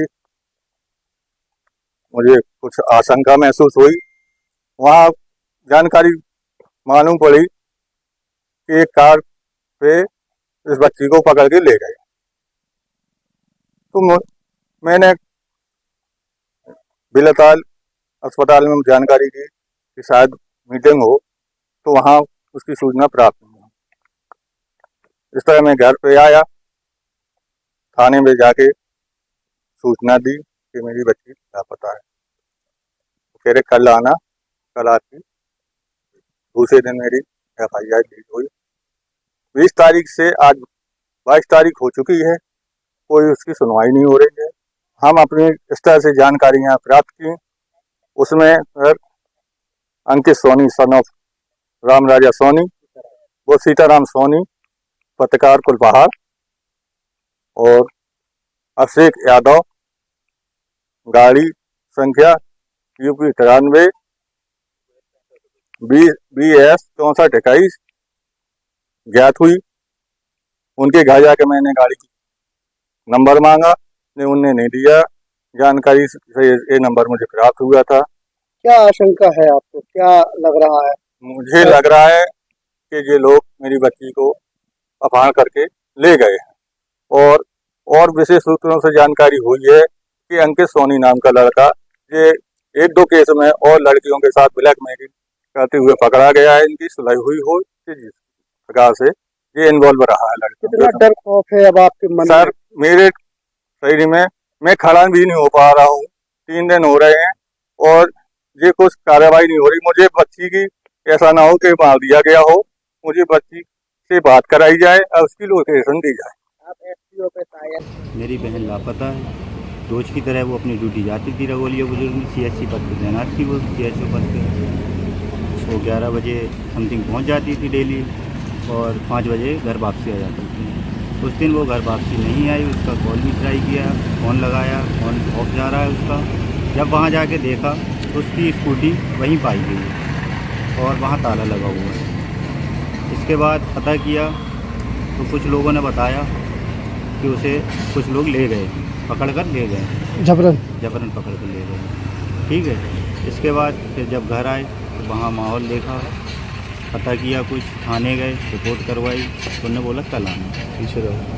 कल आने के बाद जब उन्हें रिपोर्ट दी, इसका पता लगाया तो इसमें कुछ पता चला कि एक वैगनार गाड़ी थी, वैगनार गाड़ी थी, वो अंकित सोनी की थी। तो उसमें देखा जाके, उसकी लोकेशन वगैरह भी ट्रैक की हम लोगों ने, तो वहाँ जानकारी नहीं प्राप्त हुई।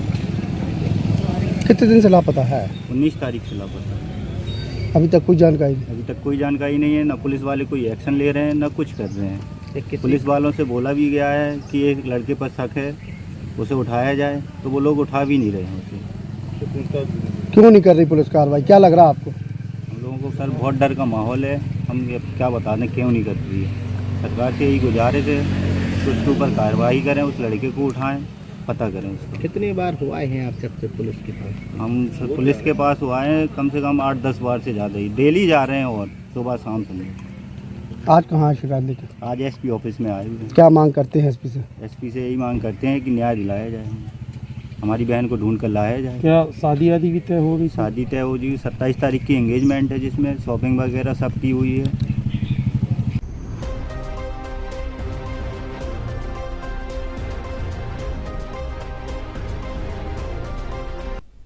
खबर कानपुर से, जहां पर जिलाधिकारी ने परिषदीय विद्यालय मंदना प्रथम के एसआईआर कार्य का निरीक्षण किया। जी आपको बता दें कि जिलाधिकारी जितेंद्र प्रताप सिंह ने आज परिषदीय सम्मेलन विद्यालय मंदना प्रदक्ष के निरीक्षण में विशेष प्रगाढ़ पुनरीक्षण अभियान की प्रगति की समीक्षा की। निरीक्षण के दौरान उन्होंने बिठूर विधानसभा क्षेत्र के बगदौदी बांगर में स्थित बूथ संख्या 48, 49, 50, 51, 52 के बीएलओ से संवाद किया। जिलाधिकारी ने ग्रामीणों से बातचीत कर उनके फॉर्म जमा कराने की स्थिति भी जानी। जिलाधिकारी ने बताया कि भारत निर्वाचन आयोग ने निर्देश के अनुसार विशेष प्रगाढ़ पुनरीक्षण अभियान तेजी से चल रहा है। प्रत्येक पात्र मतदाता और एन्यूमरेशन फॉर्म पहुंचाया जा रहा है। इस फॉर्म में मतदाताओं को अपना मूल विवरण तथा माता पिता और दादा दादी से संबंधित उपलब्ध जानकारी भरनी है। उन्हें स्पष्ट किया कि यदि कोई व्यक्ति अपने माता पिता अथवा दादा दादी का विवरण नहीं देने में सक्षम है तो भी उनका नाम ड्राफ्ट मतदाता सूची में शामिल किया जाएगा। 9 दिसंबर के बाद आवश्यक होने पर संबंधित अभिलेख प्राप्त किए जा सकते हैं। अभियान का उद्देश्य यह सुनिश्चित करना होगा कि कोई भी पात्र मतदाता सूची से वंचित न रहे, जबकि मृतक सिर्फ डेट और एब्सेंटी व्यक्तियों के नाम सूची से हटाए जा सकते हैं। जिन मतदाताओं के फोटो पुराने, उनके अद्यतन फोटो लगाए जा रहे हैं।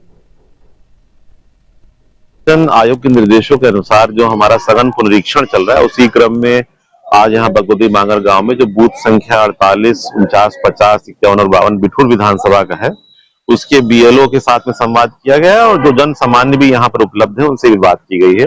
एसआईआर में बहुत सारी चीजें स्पष्ट हैं, आसान है। जो एनुमरेशन फॉर्म है वो घर जाकर बांटे गए हैं। लोगों को एनुमरेशन फॉर्म में अपना कुछ विवरण देना है, उसके अलावा अपने माता पिता का, दादा दादी का या परिवार का जिसका विवरण आपके पास उपलब्ध है वो उन्हें देना है। और उसके क्रम में उनका एनुमरेशन फॉर्म के आधार पर ड्राफ्ट वोटर लिस्ट में नाम आ जाएगा। यदि कोई विवरण नहीं भी दे पा रहा है अपने माता पिता दादा दादी का, तो भी उसका नाम वर्तमान में तो ड्राफ्ट लिस्ट में शामिल हो ही जाएगा। और 9 दिसंबर के बाद अगर हमें लगेगा तो हम कोई साक्ष्य मांग सकते हैं। इसी क्रम में हमारे बीएलओज ने काम यहाँ पे किया है, काफी सब जगह चल रहा है और धीरे धीरे हमारा प्रयास है कि कोई भी जो पात्र मतदाता है वो किसी भी दशा में ना छूटे। और दूसरा कि जो मृतक हैं या एब्सेंटी हैं या शिफ्टेड हैं उनका नाम मतदाता सूची से हो जाए। और तीसरा, जिनके फोटोग्राफ्स वगैरह पुराने हैं वो उनके नए फोटोग्राफ्स भी लग जाएंगे, तो वोटर लिस्ट अपडेट हो जाएगी। जो हमारे बीएलओज हैं, सुपरवाइजर्स हैं, फील्ड में हैं, तो सभी कानपुर वासियों से ये अनुरोध है कि अपने बीएलओ को जो गणना प्रपत्र है वो भर के दे दें। जितना विवरण उनके पास में उतना भर कर दे दें। अतिरिक्त अभिलेख की आवश्यकता अभी कोई नहीं है।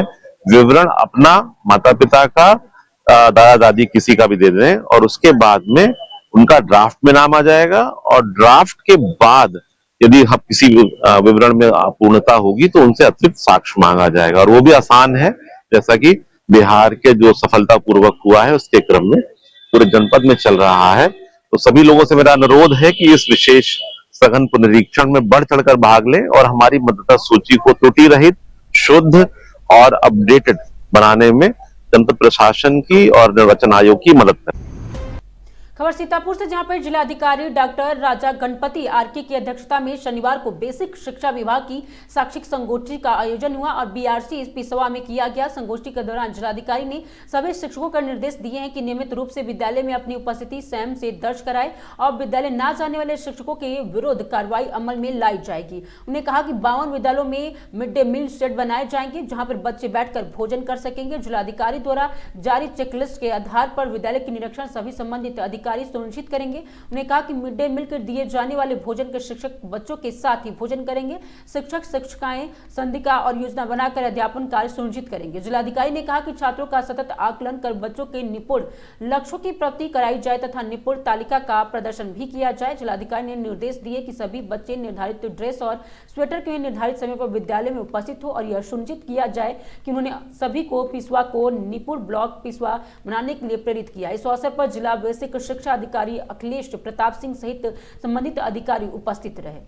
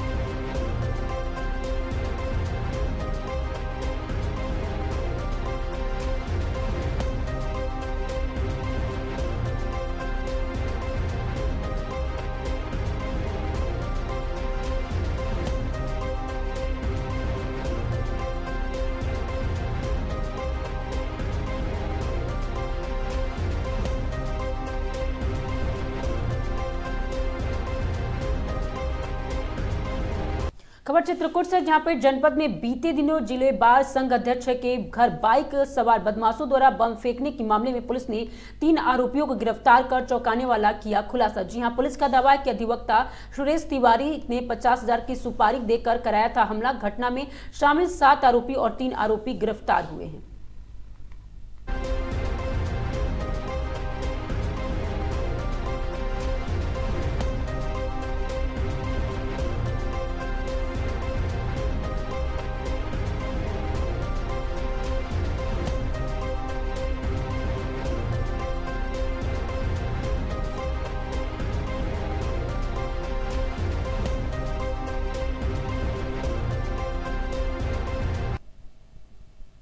एक अक्टूबर में अशोक गुप्ता जी हैं जो कि यहीं पर अधिवक्ता है, उनके घर पर एक सूतली बम से हमला हुआ था और उसमें थोड़ी गाड़ी डैमेज हुई थी।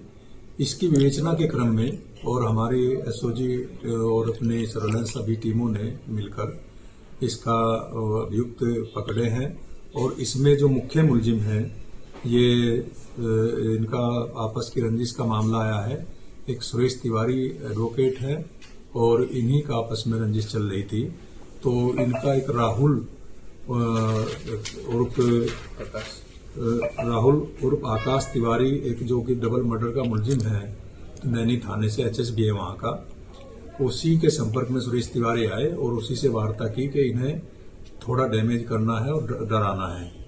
तो आकाश उर्फ राहुल तिवारी की जेल में दोस्ती बंटी और अभय पासी और अन्य क्रिमिनल से हो गई थी, जिसमें बंटी पाल उर्फ अमित ये बम बनाना जानता है।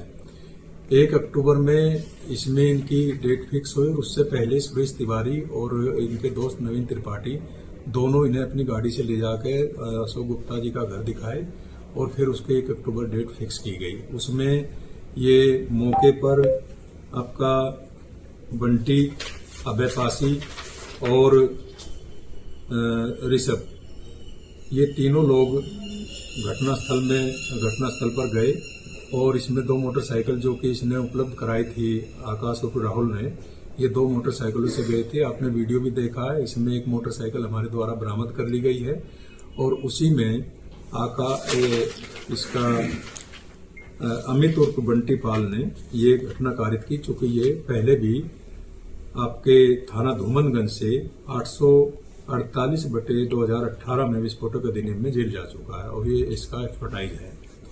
तो इसी में ये हमारे पास में अभी तक 3 मुलजिम पकड़े गए हैं, जिसमें अभियुक्त है बंटी पाल जो कि बम विस्फोट ये किया था, दूसरा आकाश और राहुल तिवारी जो प्लान किया था और जो कि इनके संपर्क में था सुरेश तिवारी और इनके दोस्तों के, और सांडा और ऋषभ कानूजिया ये पकड़े गए हैं। इसके अलावा अभी अभय पासी और यश दीक्षित अभी वांटेड है। बाकी शेष जितने लोग प्रकाश में आए हैं उनके विरुद्ध और साक्ष्य।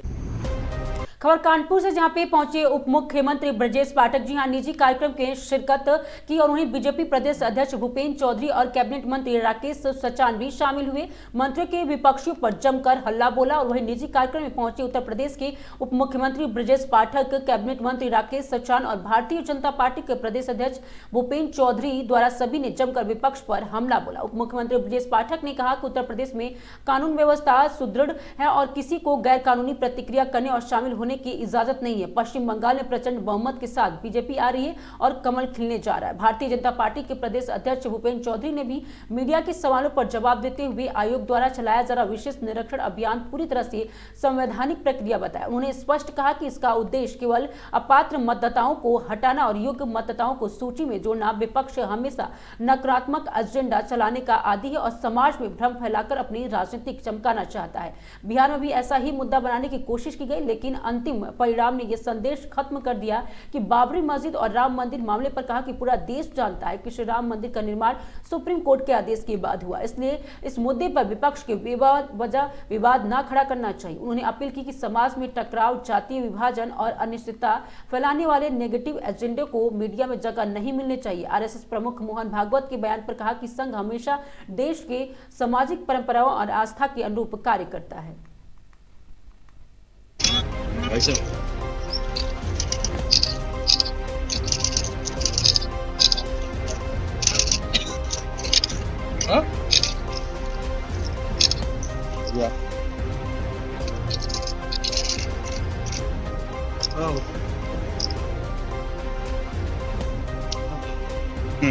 श्री अरुण पाठक जी जो सदस्य विधान परिषद है, उनके भाई के आकस्मिक निधन के अवसर पर श्रद्धांजलि अर्पित करने के लिए हम सब आए थे। हम सब शोकाकुल हैं। हमारे परिवार में अपूर्णीय क्षति हुई है।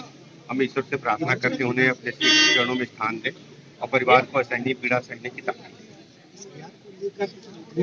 देखिए, कोई दिक्कत नहीं है, सब पारदर्शिता पूर्ण सूची बने, ये हर नागरिक का दायित्व है, कर्तव्य भी है और भारत निर्वाचन आयोग उसी दिशा में काम कर रहा है। ये निर्वाचन आयोग का मामला है। पंचायत करने जा रहे हैं, क्या कहेंगे? देखिए, उत्तर प्रदेश में कानून व्यवस्था सुदृढ़ है और किसी को भी गैर कानूनी गतिविधियों को करने की और शामिल होने की इजाजत नहीं है। सर, पश्चिम बंगाल के लिए क्या बोलेंगे? जिस हिसाब से पश्चिम बंगाल में प्रचंड बहुमत के साथ भारतीय जनता पार्टी आ रही, कमल खिलने जा रहा है।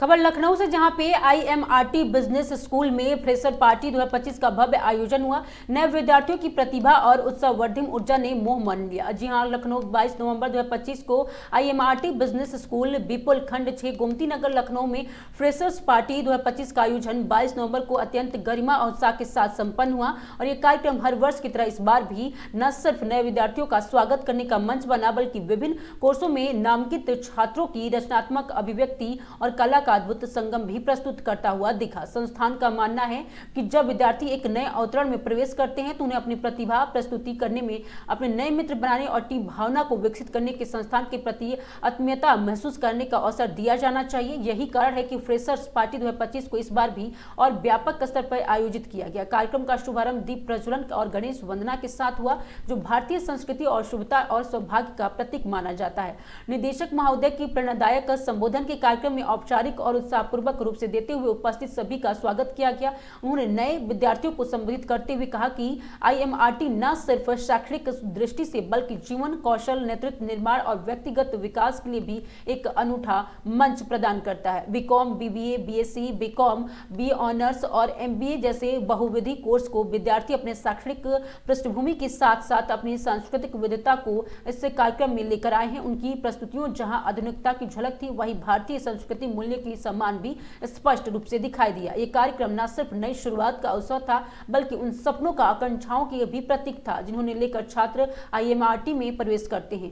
फ्रेशर्स पार्टी का मुख्य आकर्षण छात्रों के द्वारा प्रस्तुत सांस्कृतिक कार्यक्रम रहे, जिनमें आधुनिक और प्रारंभिक कलारूपों को शानदार झलक दिखाई दी। यह वर्ष विभिन्न विभागों के नए छात्रों सम्मान कर रहा है, जहां पे BCom से सूर्यांश और आयुषी ने मिस्टर और मिसर फ्रेशर्स का किताब जीता और BCom में यह सम्मान रवि यादव, यामिनी जोशी को मिला, जबकि BSc में आदित्य और अनुष्का चुने गए और MBA विभाग की शिवम और मानसी तथा BBA में लक्ष्य और हर्षिता ने ये उपाधि प्राप्त की। सुमित कुमार और रिया तिवारी को मिस्टर और मिसेस फ्रेशर्स का सम्मान किया गया। सभी विभागों में टैलेंट स्पार्क और बेस्ट फ्रेशर्स के पुरस्कार कर अपने अपने योग्य छात्र-छात्राओं को प्रदान किया और व्यक्तिगत समारोह में खास बनाया। इस अवसर पर संस्था के चेयरमैन देशराज बंसल जी, निदेशिका श्रीमती शिल्पिका पांडे और सीनियर प्रोफेसर MK झा और भार्गव सहित संस्थान के सभी शिक्षक मौजूद रहे और कार्यक्रम को संपन्न हमारे चेयरमैन सर के विजन से लेकर आगे बढ़ रहे हैं कि हम इंस्टीट्यूट को सिर्फ लर्निंग का सेंटर नहीं बल्कि लर्निंग के साथ साथ ग्रोथ, हैप्पीनेस, डेवलपमेंट और होलिस्टिक डेवलपमेंट का एक सेंटर क्रिएट करना चाह रहे हैं। तो हमारा हर बच्चा यहाँ आए और यहाँ से ग्रो करे। मैम, यहाँ हर कॉलेज या डिग्री कॉलेज के बच्चे आते हैं, जिनको निखारने के लिए आप लोग क्या वर्क करते हैं इनका करियर निखारने के लिए? इनका करियर निखारने के लिए हमारा क्लासेस के साथ साथ मैक्सिमम फोकस रहता है बच्चों की होलिस्टिक ग्रोथ पे। जब हम होलिस्टिक ग्रोथ की बात करते हैं तो यहाँ पे बच्चों का रुझान हम केंद्रित करते हैं कल्चरल एक्टिविटीज़ की तरफ, स्पोर्ट्स एक्टिविटीज़ की तरफ, apart from academics industrial visit की तरफ,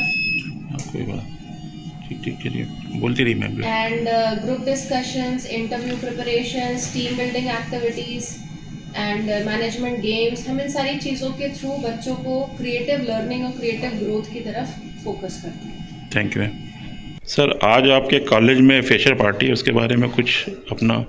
हमारे संस्थान में जो शैक्षणिक वर्ष 2025-26 में नव प्रवेशित छात्र हैं, उनको संस्थान में स्वागत करने के लिए उनके सीनियर छात्र द्वारा फ्रेशर्स पार्टी आयोजित की जाती है। इस फ्रेशर्स पार्टी के माध्यम से सीनियर अपने जूनियर्स का वेलकम करने के साथ साथ संस्थान के कल्चर, उनके भविष्य के बारे में एक रूपरेखा तैयार करते हैं। उनके अंदर जो छिपी हुई प्रतिभाएं होती हैं, वह नाचने, गाने या अन्य एक्टिविटीज़ जो होती है उसको भी निखारने का काम किया जाता है।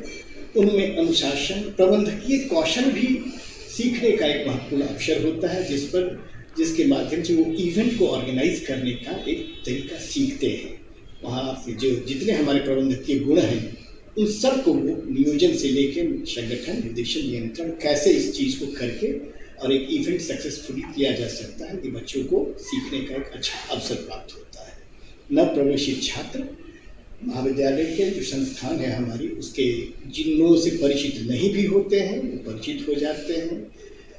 संस्थान की क्या गतिविधियां हैं, अन्य गतिविधियां हैं, उनके बारे में भी वो वाकिफ हो जाते हैं और इनसे इनका एक जो इनहिबिशन होती है नव प्रवेशित छात्रों का, वो समाप्त होता है। इसके पश्चात वो पुनः विशेष अभिरुचि के साथ अपने अध्ययन कार्य में संलग्न हो जाते हैं। यह एक अवसर होता है और इस अवसर पर विद्यार्थी जो प्रदेश के विभिन्न हिस्सों से, अन्य प्रदेशों से भी यहाँ आकर के पढ़ रहे होते हैं, वो पूर्ण रूप से संस्थान के गरिमामय व्यवस्था में अपने को शामिल करते हैं। Thank you.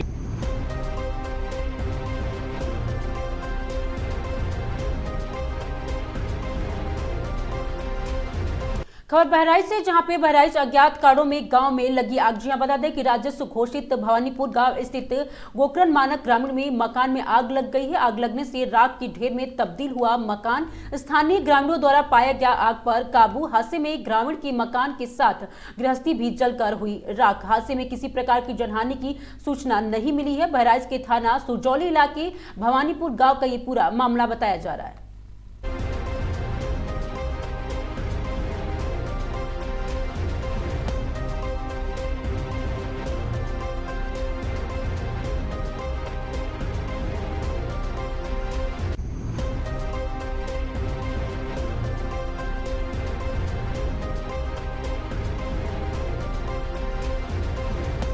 खबर बिलग्राम से, जहां पे शुरू हुआ भव्य श्री रामोत्सव एवं श्री कृष्ण उत्सव। जी हां, पुलिस प्रशासन ने मेले की व्यवस्थाओं का किया गहन निरीक्षण। बिलग्राम श्री रामलीला और प्रदर्शनी समिति बिलग्राम द्वारा आयोजित बहु प्रशिक्षित भव्य श्री रामोत्सव और श्री कृष्ण उत्सव बिलग्राम महोत्सव का शुभारंभ धूमधाम से के साथ हुआ। बिलग्राम नगर के BGRM इंटर कॉलेज ग्राउंड पर लगने वाले इस भव्य मेले में रोजाना हजारों श्रद्धालु और दर्शकों के जुटने की संभावना को देखते हुए पुलिस प्रशासन पूर्णतः सक्रिय दिखाई दिए। शुक्रवार को बिलग्राम क्षेत्राधिकारी रवि प्रकाश सिंह और कोतवाल अरविंद कुमार राय, उप निरीक्षक रवि, उप निरीक्षक और सतदेव सिंह, सिपाही अंशुमान सैनी और महिला सिपाही दल के साथ मेले में पहुंचे और सुरक्षा व्यवस्था विस्तृत समीक्षा की।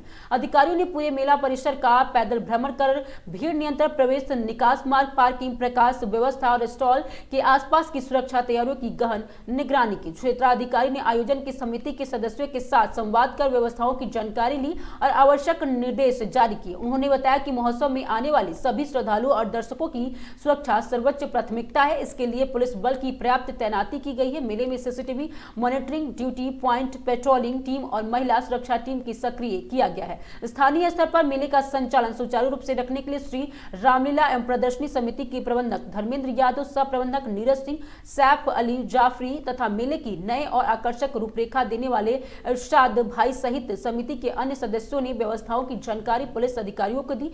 सभी ने बताया कि इस वर्ष महोत्सव और अब भव्य संस्कृति के रूप में समृद्ध बनाने के लिए विशेष तैयारियां की गई है। मेले में झांकियां, धार्मिक प्रस्तुतियां, सांस्कृतिक कार्यक्रम और विभिन्न आकर्षक प्रदर्शनों को देखने के लिए क्षेत्र के ग्रामीण और नगरवासियों में भारी उत्साह देखा गया है।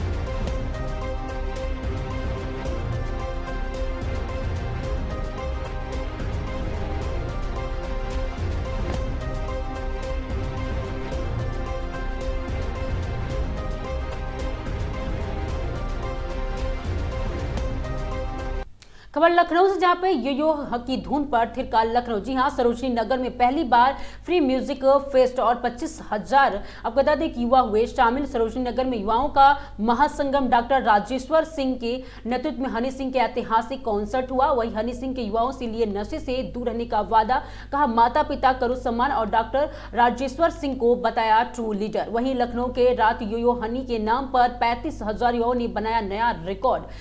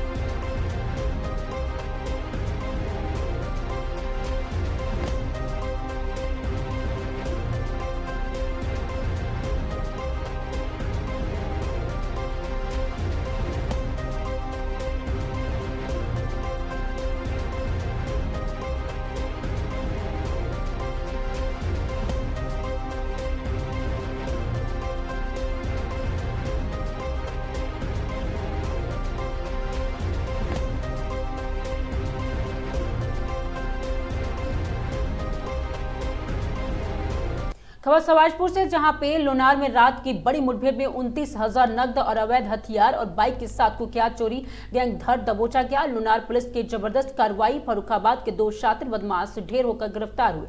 कई जिलों में थे वांछित हरदोई। आपको बताते कि जिले में बढ़ती चोरी की वारदात से बड़ी कार्रवाई करते हुए थाना लोनार पुलिस ने बीती रात एक तीखी मुठभेड़ में फर्रुखाबाद निवासी कुख्यात चोरी गैंग के 2 अपराधियों को गिरफ्तार कर लिया है। पुलिस ने इनके कब्जे से 29,000 नकद व अवैध मोटरसाइकिल और 2 तमंचे और 315 बोरे जिंदा खोखा कारतूस बरामद किए। पुलिस टीम पर फायरिंग कर भागने की कोशिश कर रहे एक आरोपी अल्टीमेटम नट उर्फ साधु के पैर में गोली लगी, जिसके बाद दोनों अपराधी दबोच लिए गए। 17 नवंबर को एक रिक्शा चालक से मोबाइल चोरी की वारदात के बाद पुलिस लगातार दबिश दे रही थी। बीती रात लोनार पुलिस की सूचना मिली कि वही गैंग इलाके में सक्रिय है। घेराबंदी के दौरान बदमाशों ने पुलिस पर फायर किया और बाइक से भागने लगे। पुलिस के जवाबी फायरिंग करते हुए दोनों को काबू में पा लिया गया और अलीम नट उर्फ साधु निवासी निनाव थाना और फतेहगढ़ और दीपक उर्फ टीपू उर्फ साहू नट निवासी निनाव और फतेहगढ़ के दोनों बुलंदशहर, फर्रुखाबाद, कन्नौज और हरदोई समेत विभिन्न जिलों में गंभीर धाराओं के कई मुकदमे दर्ज है। 29,000 नकद और अवैध मोटरसाइकिल, 2 तमंचे,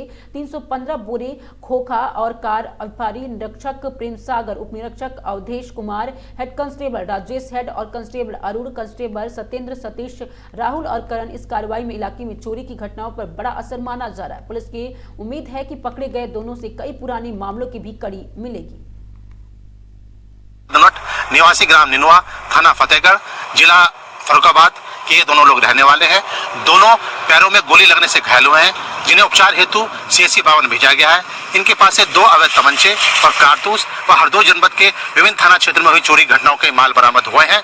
अभियुक्त अनिल नट के विरुद्ध विभिन्न जनपदों में चोरी लूट गैंगस्टर के लगभग 9 मुकदमे पंजीकृत है और दीपक नट का आपराधिक जांच की जानकारी की जा रही है। अन्य विधिक प्रक्रिया प्रचलित है।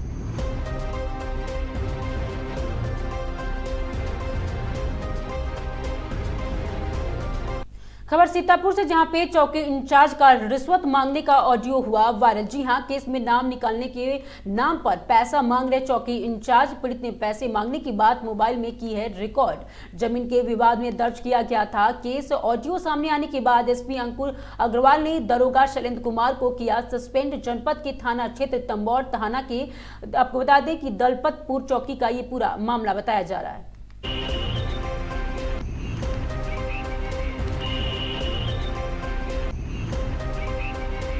खबर सीतापुर से, जहां पे हवा के साथ उड़ी चिंगारी से छप्पर में लगी भीषण आग और मचा हड़कंप। जी हां, ग्रामीणों के द्वारा मच्छर भगाने के लिए धुआं करने का प्रयास में जलाई गई थी आग। भीषण आग की चपेट में आने से कई घरों में लगी भीषण आग की चपेट में आकर घरों का सामान जलकर हुआ खाक। जनपद के लहरपुर थाना क्षेत्र का ये पूरा मामला बताया जा रहा है।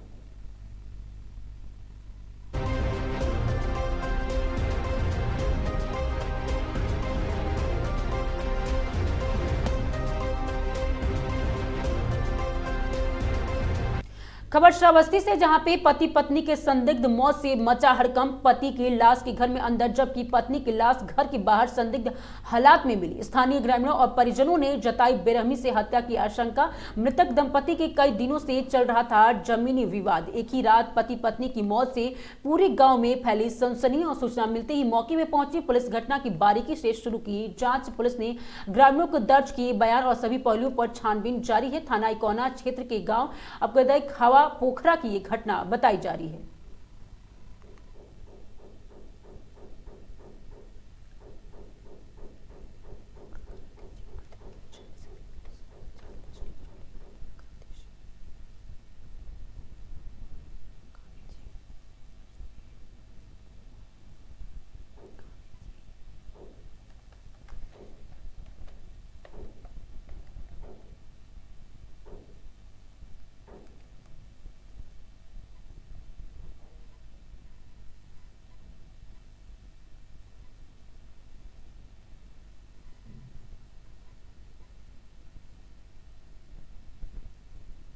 यह घटना हुई कैसे है? अच्छा, इस परिवार इस मकान में ये दोनों अकेले दोनों परिवार इसी में रहते थे। इनके लड़के बच्चे कहाँ हैं? सब है लड़के इनके हैं। बुलाइए।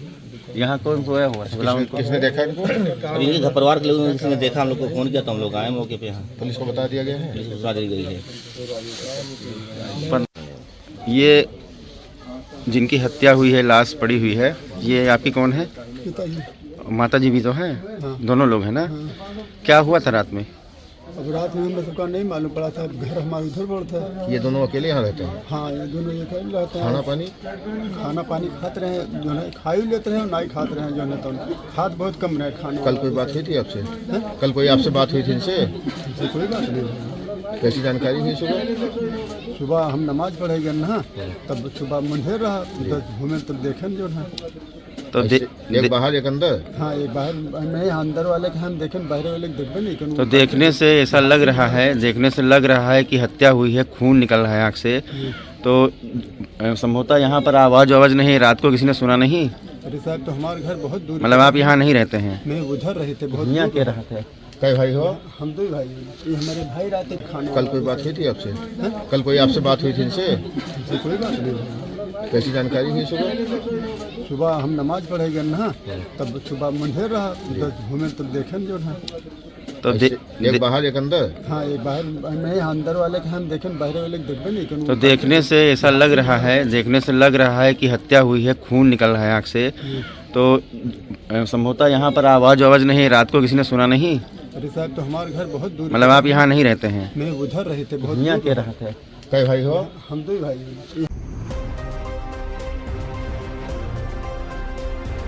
खबर हरदोई से, जहां पे हरदोई एडीएम प्रियंका सिंह की बिगड़ी तबीयत। जी बता दें कि एसआईआर समीक्षा बैठक की वीडियो कॉन्फ्रेंसिंग के दौरान बिगड़ी हालात और घबराहट और तेज बेचैनी महसूस होने पर मौजूद अधिकारियों ने एडीएम को तुरंत मेडिकल कॉलेज पहुंचाया। जानकारी मिलते ही हालचाल लेने अब डीएम अनुनय झा और एडीएम न्यायिक प्रफुल्ल त्रिपाठी भी पहुंचे मेडिकल कॉलेज में डॉक्टरों की टीम ने एडीएम प्रियंका सिंह का तत्काल प्राथमिक परीक्षण किया। एडीएम की हालत अब सामान्य, ज्यादा तनाव के कारण बिगड़ी तबीयत।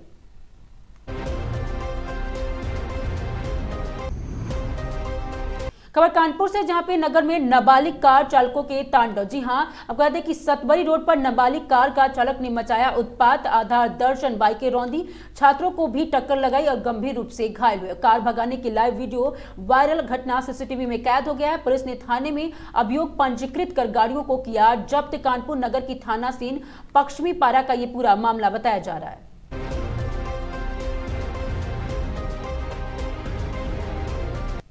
आज थाना सेन पश्चिम पारा के अंतर्गत सुबह 7:30 बजे एक बच्चा जो कक्षा 9 में पढ़ता है, जिसकी उम्र 14 साल के आसपास है, वो बिना बताए घर से अपनी चाचा की गाड़ी होंडा अमेज उसको लेकर निकला। उसके साथ उस घर में काम करने वाला नौकर वही बैठा हुआ था।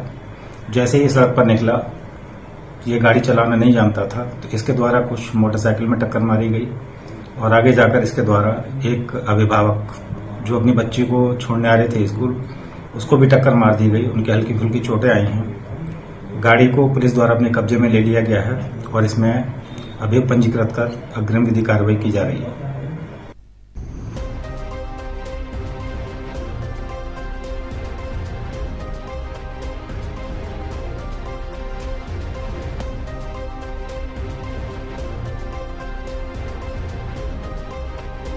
खबर कानपुर से, जहां पे चकेरी थाना अंतर्गत शनि गांव में रामीम अंसारी का आतंक। जी हां, बेखौफ दबंग ने 2 सगे भाइयों को पीटकर किया घायल। शमीम के आतंक से कॉलोनी के लोग हैं परेशान। दबंग ने महिलाओं को पीटा, पत्थरबाजी भी की। थाना चकेरी के शनिगांव डबल कॉलोनी की वायरल वीडियो बताया जा रहा है। वहीं चकेरी पुलिस ने बताया कि मोबाइल चार्जिंग और नशे को लेकर हुआ था विवाद। पुलिस दोनों पक्षों पर कर रही है कार्रवाई।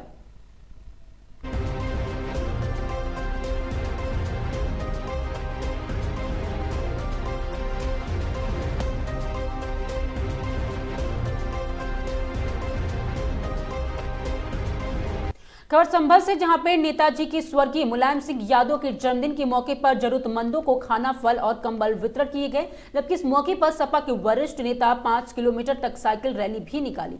सपा के जन्मदाता पूर्व मुख्यमंत्री स्वर्गीय मुलायम सिंह यादव को लेकर कार्यकर्ताओं के द्वारा केक काटकर जयंती को मनाया गया। वहीं इस मौके पर सपा के वरिष्ठ नेता लड्डन मियां ने अपने कार्यकर्ताओं ने मौके पर जनता को मुलायम सिंह यादव के कारनामों पर बारीकी से प्रकाश डालते हुए जानकारी भी दी। इसके साथ जरूरतमंद मरीज और बुजुर्ग, महिला, पुरुष और कंबल तो स्कूली बच्चों को आपको गर्म मफलर वितरण किए गए। जबकि सीएचसी में भर्ती मरीजों को फल वितरण किए गए। इसी के साथ बच्चे, बुजुर्ग, महिला, पुरुष ने प्रतिभोज कराया। सपा के राष्ट्रीय अध्यक्ष अखिलेश यादव के दिशा अनुसार सपा संस्थापक स्वर्गीय मुलायम सिंह यादव के जन्मदिन के अवसर पर सपा वरिष्ठ नेता नईमुल सहनन उर्फ लड्डन मियां के द्वारा आपको की कादरबाद में गांव जयंती केक काटकर मनाया गया। और वहीं इस मौके पर मौजूद कार्यकर्ता और जनता को जागरूक करते हुए सपा नेता लड्डन मियां ने मुलायम सिंह यादव द्वारा किए गए कार्यों की बारीकी से प्रकाश डालते हुए जानकारी दी। उन्हीं के पद चिन्हों पर चलकर पूर्व मुख्यमंत्री अखिलेश यादव व कैफ दिखाया जो जनता जनार्दन चाहती है। जबकि जरूरतमंद महिला, पुरुषों को कंबल उठाकर स्वागत किया गया। वहीं इस मौके पर चुनावी सामुदायिक स्वास्थ्य केंद्र में पहुंचकर मरीज को फल वितरण किए गए। इस मौके पर प्रधान शौराज सिंह यादव, नरेश, विजय सिंह, सुहेल भाई, हरिराम, रामवीर, नवीन, अलीशेर और पलबी अक्रम आदि मौजूद रहे।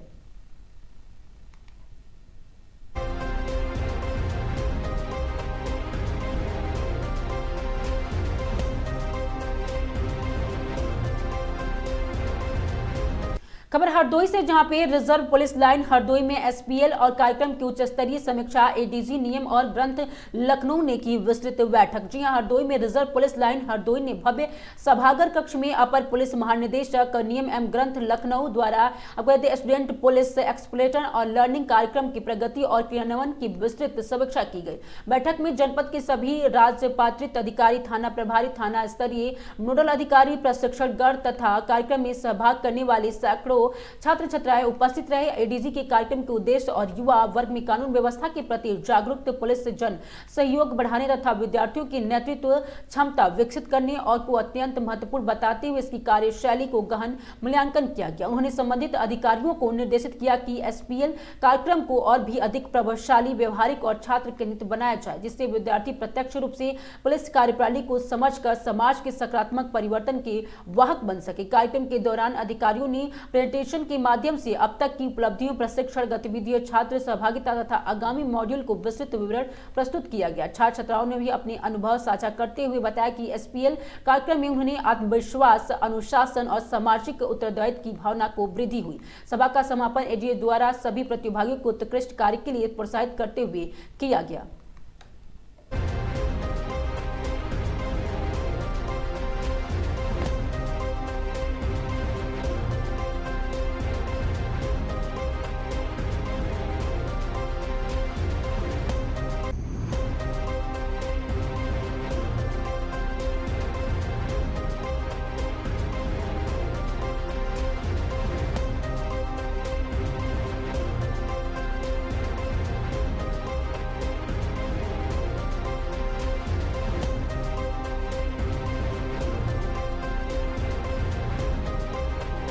ऐसे ही तमाम बड़ी खबरों के लिए बने रहिए आगाज टाइम के साथ। धन्यवाद।